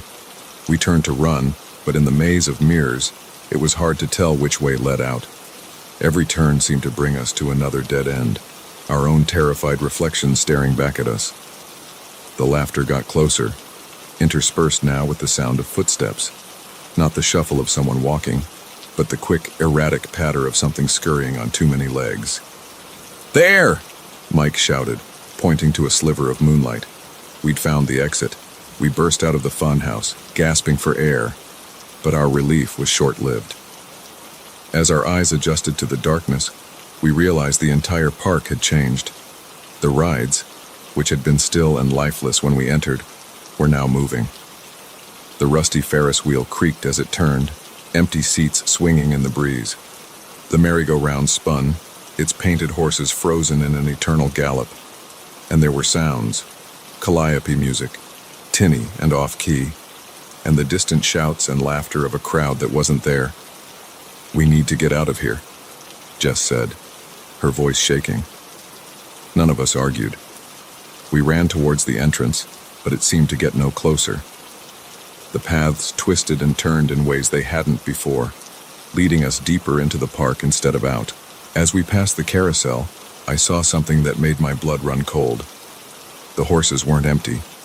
Shadowy figures sat astride them, their features indistinct, but their eyes glowing with an otherworldly light. One of them turned to look at me, its mouth opening in a silent scream. I ran faster. We found ourselves in front of the old roller coaster, its wooden structure looming above us like the skeleton of some great beast. The cars were moving along the track, the clack, clack, clack of their ascent echoing in the night. "In here," Sarah said, pointing to a maintenance door at the base of the coaster. It was our only option. Behind us, we could hear the scurrying footsteps getting closer. The door opened into a dark tunnel that seemed to lead under the coaster. We plunged in, our flashlights barely penetrating the gloom. The air was thick with dust and the smell of decay. We hadn't gone far when we heard the door slam shut behind us. The sound of a lock clicking into place echoed in the confined space. "No, no, no," Mike muttered, running back to the door. But it wouldn't budge. That's when we heard the voice. It came from everywhere and nowhere at once. A sound that seemed to bypass our ears and speak directly into our minds. "Welcome, players," it said, its tone jovial but with an undercurrent of malice. "You've entered Paradise Park after hours. That's against the rules. But don't worry, we love rule breakers here. They make the game so much more interesting." A light flickered on ahead of us, illuminating a path forward. We had no choice but to follow it.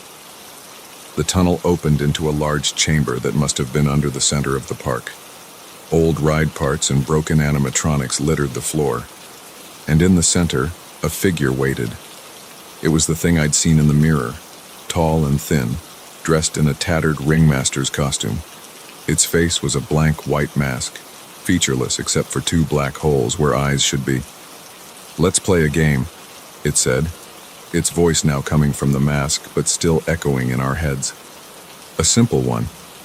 Find your way out of the park before sunrising, and you can leave. Fail, and, well," it gestured to the broken figures around us, "you'll become part of the attractions. Forever." With a laugh that sent chills down my spine, the figure vanished, leaving us alone in the cavernous space. We spent what felt like hours searching for a way out, navigating through dark tunnels and emerging into different parts of the park. Each area held new horrors: clowns with 2 wide smiles and sharp teeth, stuffed animals that moved when we weren't looking, shadows that reached out with clawed hands. We lost Mike in the Hall of Mirrors. His screams suddenly cut short as he rounded a corner. Jess disappeared in the haunted house, pulled into the darkness by something we couldn't see. In the end, it was just Sarah and me, running hand in hand through the nightmare the park had become. We could see the exit, the gates glinting in the pre-dawn light. We were going to make it. Then Sarah stumbled. As I turned to help her up, I saw them, dark shapes moving fast, converging on us from all sides. Sarah looked at me, her eyes wide with fear and resignation. "Go," she said, pushing me away. "One of us has to make it." I hesitated for a split second, torn between saving myself and staying with her. That moment of indecision sealed my fate. I felt cold hands grab me, pulling me back into the park. The last thing I saw was the sun peeking over the horizon, its rays touching the gates just as they slammed shut. Now, I'm part of Paradise Park, another attraction, another soul trapped in this limbo of endless nights and terrifying games. Sometimes, I see new groups of explorers entering the park, drawn by the same curiosity that doomed us. I want to warn them, to tell them to run, but all I can do is watch, my painted smile frozen in place as the game begins again. So if you're ever driving by an abandoned amusement park and feel the urge to explore, remember this. Some attractions are best left forgotten, because in places like Paradise Park, the fun never ends, and neither does the terror.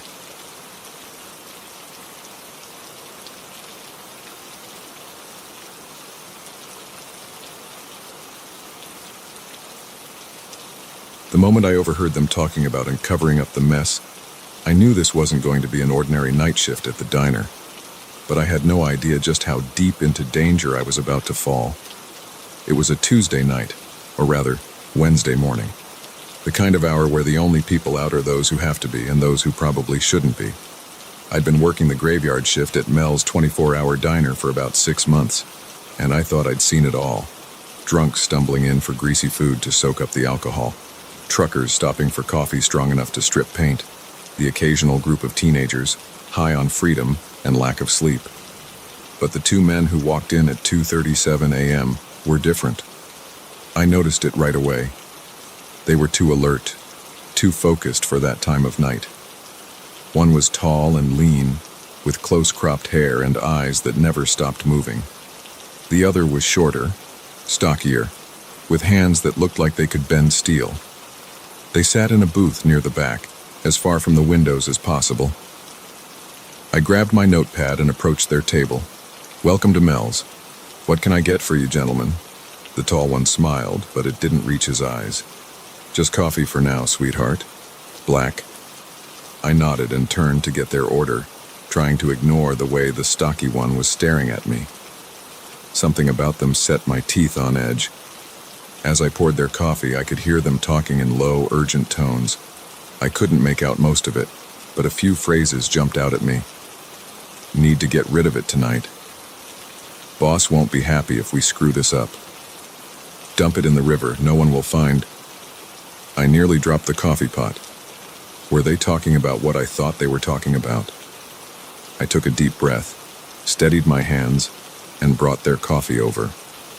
As I set the mugs down, the tall one stopped mid-sentence. They both looked up at me, and I felt a chill run down my spine. Did they know I'd overheard them? "Anything else I can get you?" I asked, proud of how steady my voice sounded. The stocky one grunted and shook his head. The tall one kept staring at me for a moment longer before saying, "We're good for now." I nodded and walked back to the counter, my heart pounding. What should I do? Call the police? But what would I tell them? That I overheard a suspicious conversation? They'd laugh me off the phone. I busied myself with wiping down the already clean counter, trying to look like I wasn't paying attention to them. But every nerve in my body was on high alert. They stayed for almost an hour, talking in those same low tones.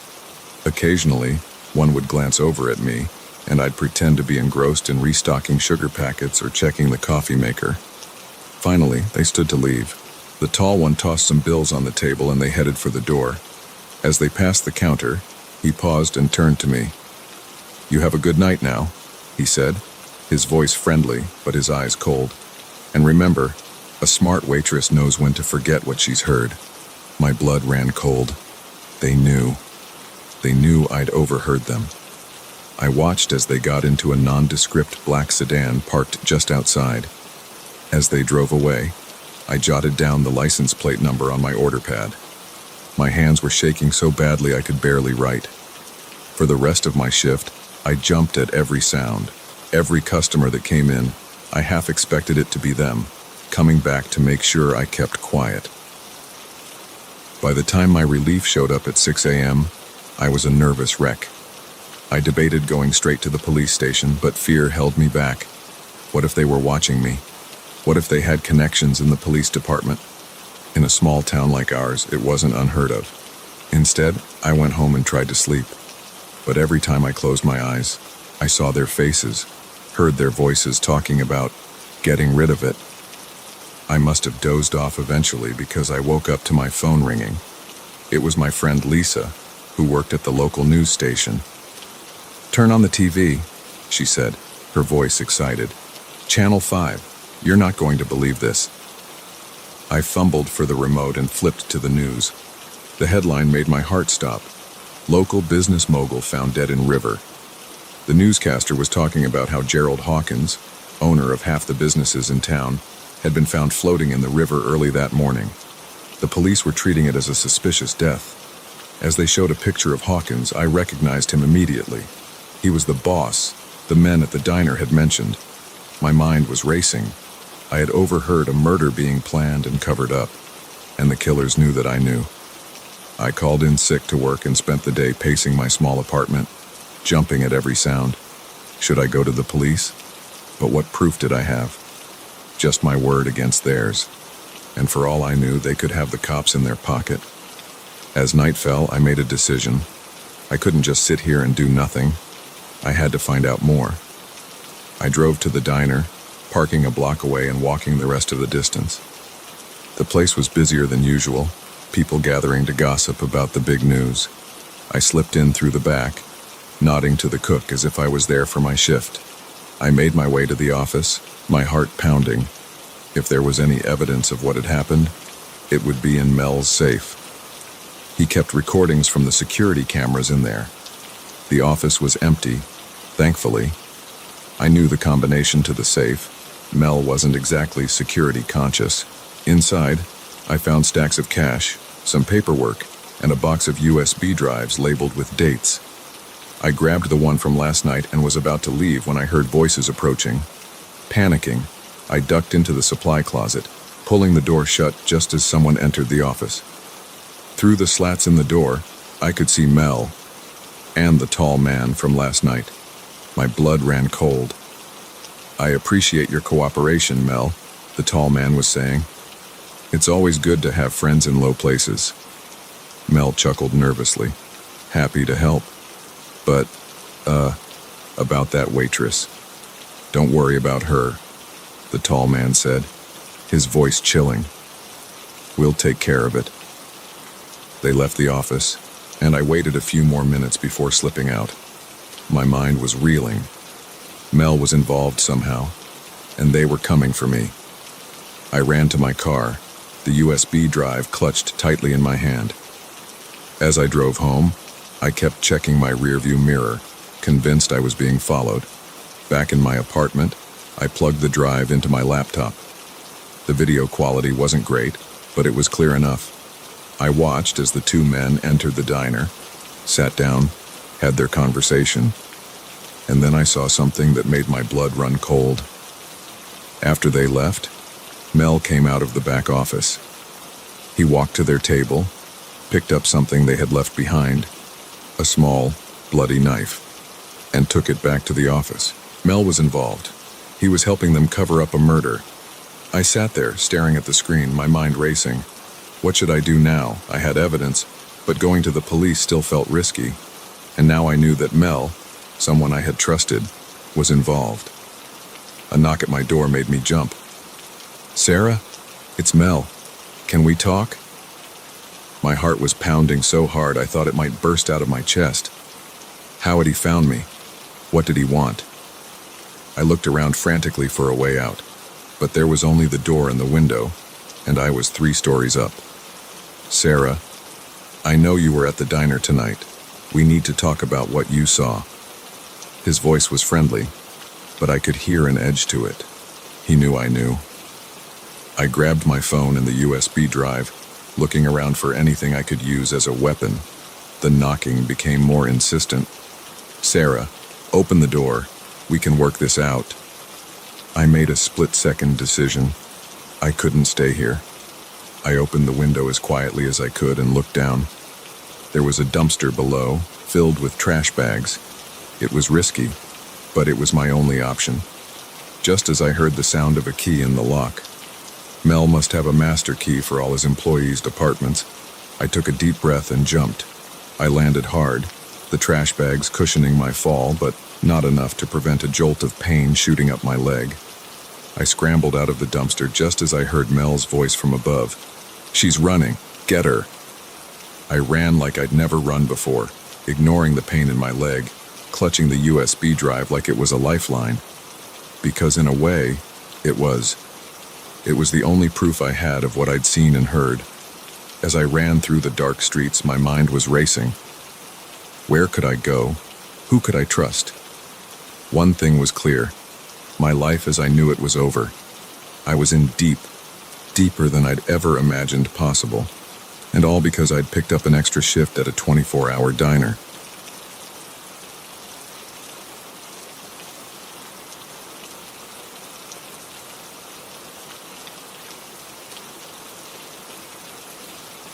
The moment the power went out and the first call came through, I knew this stormy night was about to become a waking nightmare. What I didn't realize was that the terror was coming from inside our own home. It had been raining for days, the kind of relentless downpour that makes you wonder if it'll ever stop. My husband, Mark, and our 2 kids, Lily and Jack, were all huddled in the living room. We'd been playing board games by candlelight, trying to make the best of the power outage that had plunged our neighborhood into darkness an hour earlier.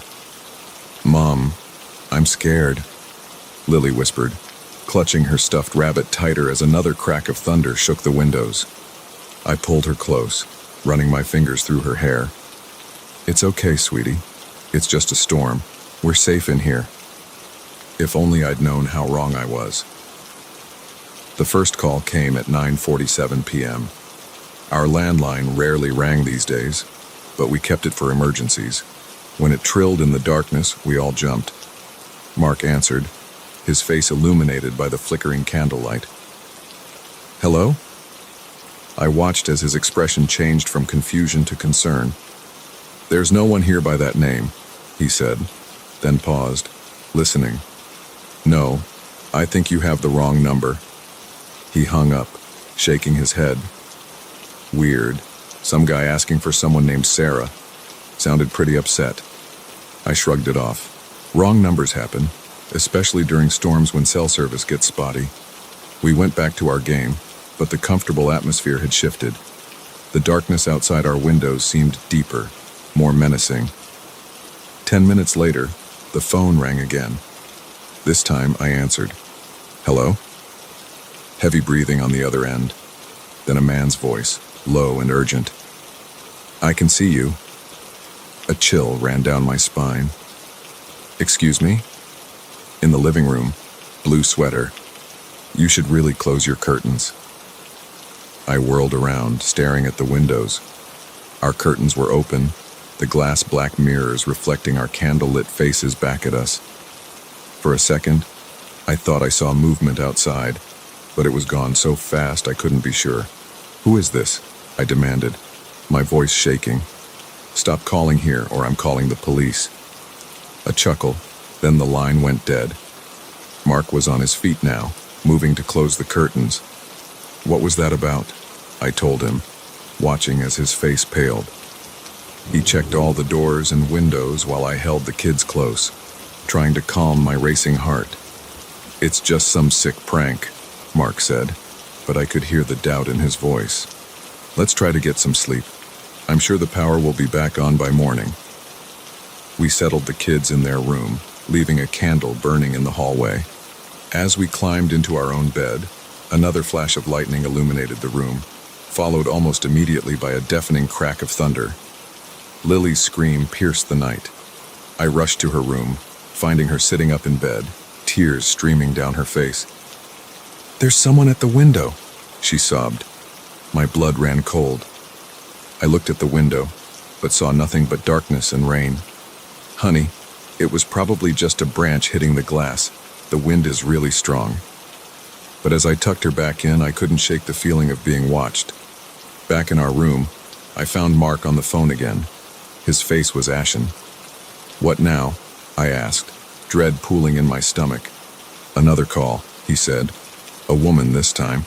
She said. He swallowed hard. She said the children are lovely when they sleep. My legs gave out and I sank onto the bed. This couldn't be happening. Who were these people? What did they want? The next hour was a blur of fear and confusion. We called the police, but with the storm, they said it would be at least an hour before anyone could reach us.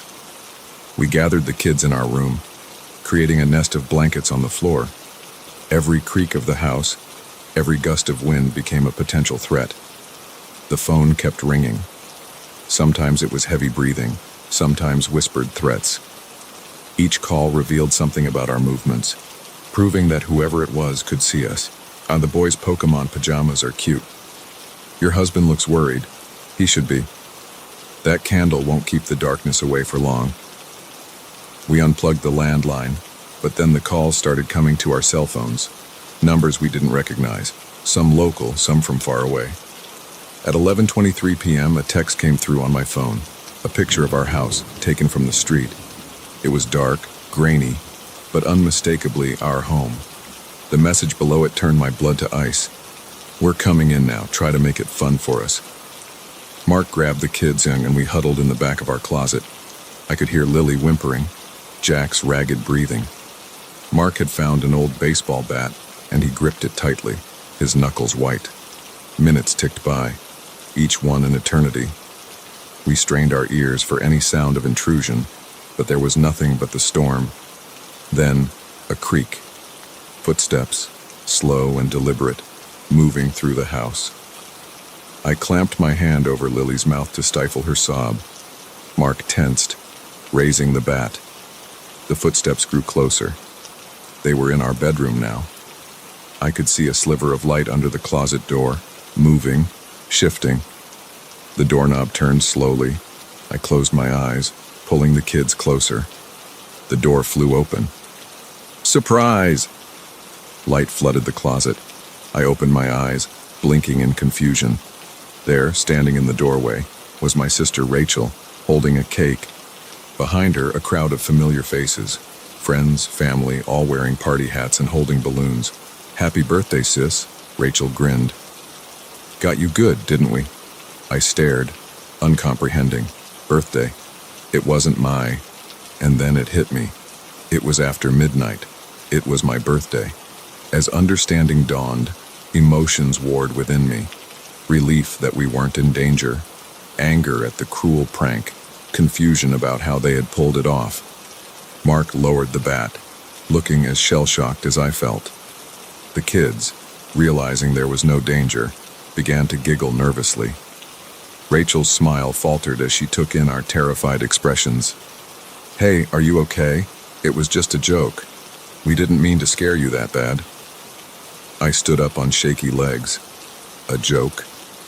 Do you have any idea what you put us through? We thought we were going to die." The partygoers in the bedroom shifted uncomfortably. Someone coughed. Rachel set down the cake, her face etched with concern. "Whoa, calm down. It was Mark's idea. He said you'd always wanted a surprise party, but you were too smart to fall for the usual tricks. He came up with the whole thing." I turned to Mark, who had the decency to look ashamed. "You planned this." He nodded slowly. "I'm so sorry, honey. I never meant for it to go this far. It was just supposed to be a little scary, and then funny. But when I saw how frightened you were, I didn't know how to stop it." The adrenaline that had been coursing through my veins for hours suddenly drained away, leaving me feeling hollow and exhausted. I sank onto the bed, my mind reeling. As the full story came out, I learned that Mark had enlisted our friends and family to help with the elaborate ruse. The power outage was faked, limited to just our house. The phone calls were all from people we knew, reading from scripts Mark had prepared. Even the photo of our house had been taken days ago and saved for the prank.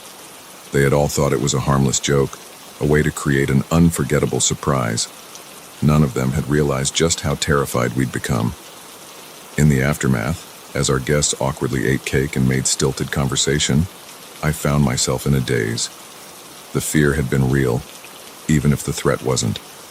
Those hours of terror had changed something in me, opened my eyes to how vulnerable we really were.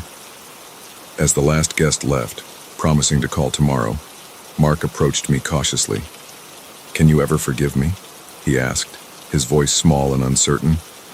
I looked at him, this man I thought I knew so well, and felt a flicker of something I'd never felt before, distrust. "I don't know," I answered honestly. "I really don't know." That night, as I lay awake in bed, listening to the real storm that had continued to rage outside, I couldn't shake the feeling that something fundamental had shifted. The safety and security I'd always felt in my home, in my relationships, had been shattered. And as I drifted into an uneasy sleep, one thought kept circling in my mind. If the people closest to me could convince me I was in mortal danger, what else might they be capable of? The surprise party was over, but I had a feeling the real surprises were just beginning.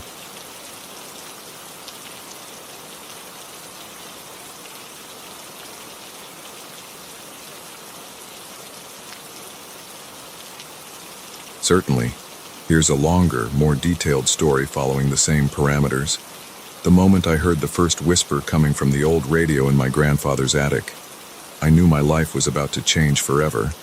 What I didn't realize was how deep the rabbit hole would go, or how it would unravel everything I thought I knew about my family and myself. It was a crisp autumn afternoon when I decided to finally clean out my late grandfather's home.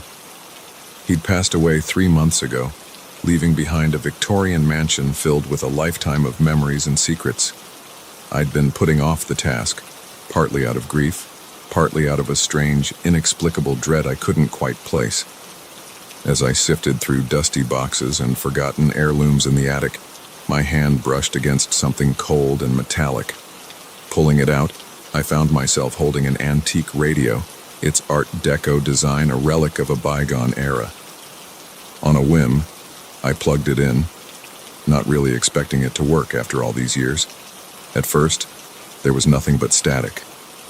But as I fiddled with the dial, a voice emerged from the crackling white noise. It was faint, barely audible, but unmistakably there. "Help us," it whispered. "Find the key. Open the door." I nearly dropped the radio in shock. This had to be some kind of prank, right? Maybe the radio was picking up a modern station, broadcasting some old-time radio drama. But as I continued to listen, the voice became clearer, more urgent. "Thomas, if you're hearing this, you must act quickly. They're coming. The shadow men are coming." My blood ran cold. Thomas was my grandfather's name. This message, it couldn't be for him, could it? And what were the shadow men? Before I could ponder further, I heard a noise downstairs. Footsteps, slow and deliberate, moving through the house. But that was impossible. I was alone here, the only one with a key. Heart pounding. I crept down the attic stairs, the radio clutched tightly to my chest. The house was eerily quiet now, the footsteps gone. As I reached the second-floor landing, I saw something that made my breath catch in my throat. The door to my grandfather's study, always locked, always off-limits, was slightly ajar. Against my better judgment, I pushed the door open. The study looked undisturbed at first glance, books lining the walls, the old leather chair behind the massive oak desk. But then I noticed it. On the desk, illuminated by a shaft of late-afternoon sunlight, was a small golden key. With trembling hands, I picked it up. It was heavier than it looked, and warm to the touch, as if it had just been held. As I examined it, I noticed tiny inscriptions along its surface, symbols I didn't recognize, but which seemed to shift and change as I looked at them. The radio in my hands crackled to life again. "The key," the voice said, louder now. "You've found it. Now you must find the door. Hurry before they realize."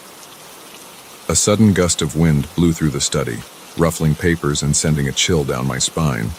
I spun around, half expecting to see someone standing there. But I was alone. Or was I? Out of the corner of my eye, I caught a glimpse of movement. A shadow, darker than it should be, detached itself from the wall and slid across the floor. I blinked, and it was gone. But I knew what I'd seen. The shadow men. They were real. Panic rising in my throat. I ran from the study, down the stairs, heading for the front door. But as I reached for the handle, I hesitated.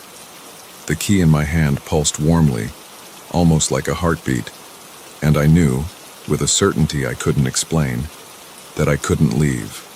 Not yet. There was something I had to do first. I turned back, scanning the entrance hall with new eyes, and there, hidden in plain sight, I saw it. A door I'd never noticed before, blending almost seamlessly with the wood paneling. At its center was a small, ornate keyhole. With shaking hands, I inserted the golden key. It fit perfectly. As I turned it, I heard a series of clicks, like tumblers falling into place. The door swung open silently, revealing a set of stairs leading down into darkness. The radio whispered once more. "Quickly now. Enter and all will be revealed." I took a deep breath, weighing my options. I could turn back now, pretend none of this had happened, go back to my normal life, but I knew that wasn't really an option. Whatever was happening, I was part of it now, and I needed answers. Steeling myself, I began to descend the stairs. The door closed behind me of its own accord, plunging me into total darkness. But as I continued down, a faint blue glow began to emanate from the walls, providing just enough light to see by. The stairs seemed to go on forever, spiraling deeper and deeper underground. Just when I thought I couldn't go any further, they ended abruptly in another door. This one was made of a dark metal I didn't recognize, covered in the same shifting symbols as the key. I didn't need to use the key this time. As soon as I touched the door, it swung open, revealing a vast chamber beyond. And what I saw inside made me question everything I thought I knew about reality. The chamber was filled with swirling lights and floating symbols, like a three-dimensional projection of the universe itself. In the center stood a group of figures, their faces obscured by hoods, and at their feet, lying motionless on the ground, was my grandfather. One of the figures turned to me, lowering their hood. I gasped as I recognized the face. It was my mother, but her eyes were different, glowing with an otherworldly light. "Welcome, child," she said, her voice echoing with power. "We've been expecting you."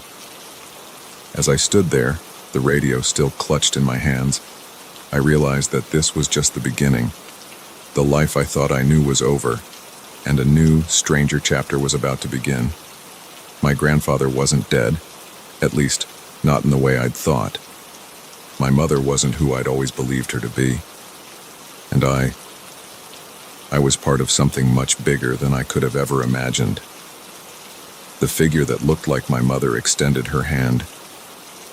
"It's time for you to learn the truth about your heritage, about the war we've been fighting in the shadows for centuries."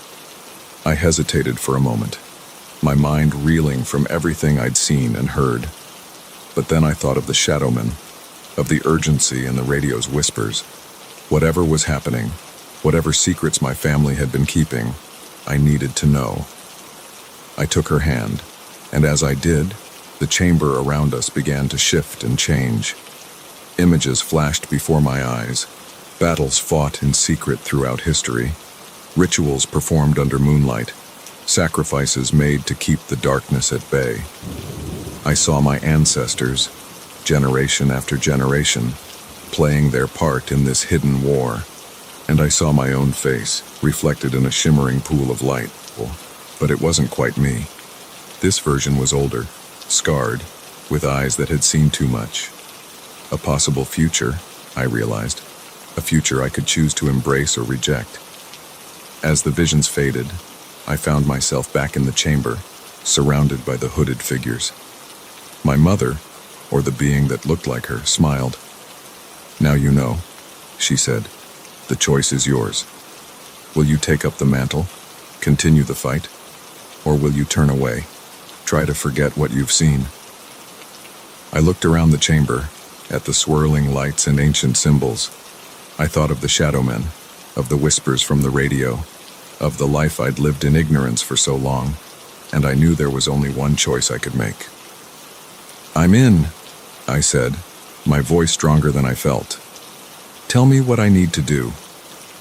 As the words left my mouth, I felt a shift in the air. The hooded figures bowed their heads, and my grandfather stirred, opening his eyes for the first time. "And so it begins," he said, his voice weak but filled with pride. "The next chapter in our family's legacy." I took a deep breath, squaring my shoulders. Whatever came next, whatever battles lay ahead, I was ready. The ordinary world I'd known was gone, replaced by one of magic, shadows, and ancient wars. But I wasn't afraid, not anymore, because now, finally, I knew who I was meant to be.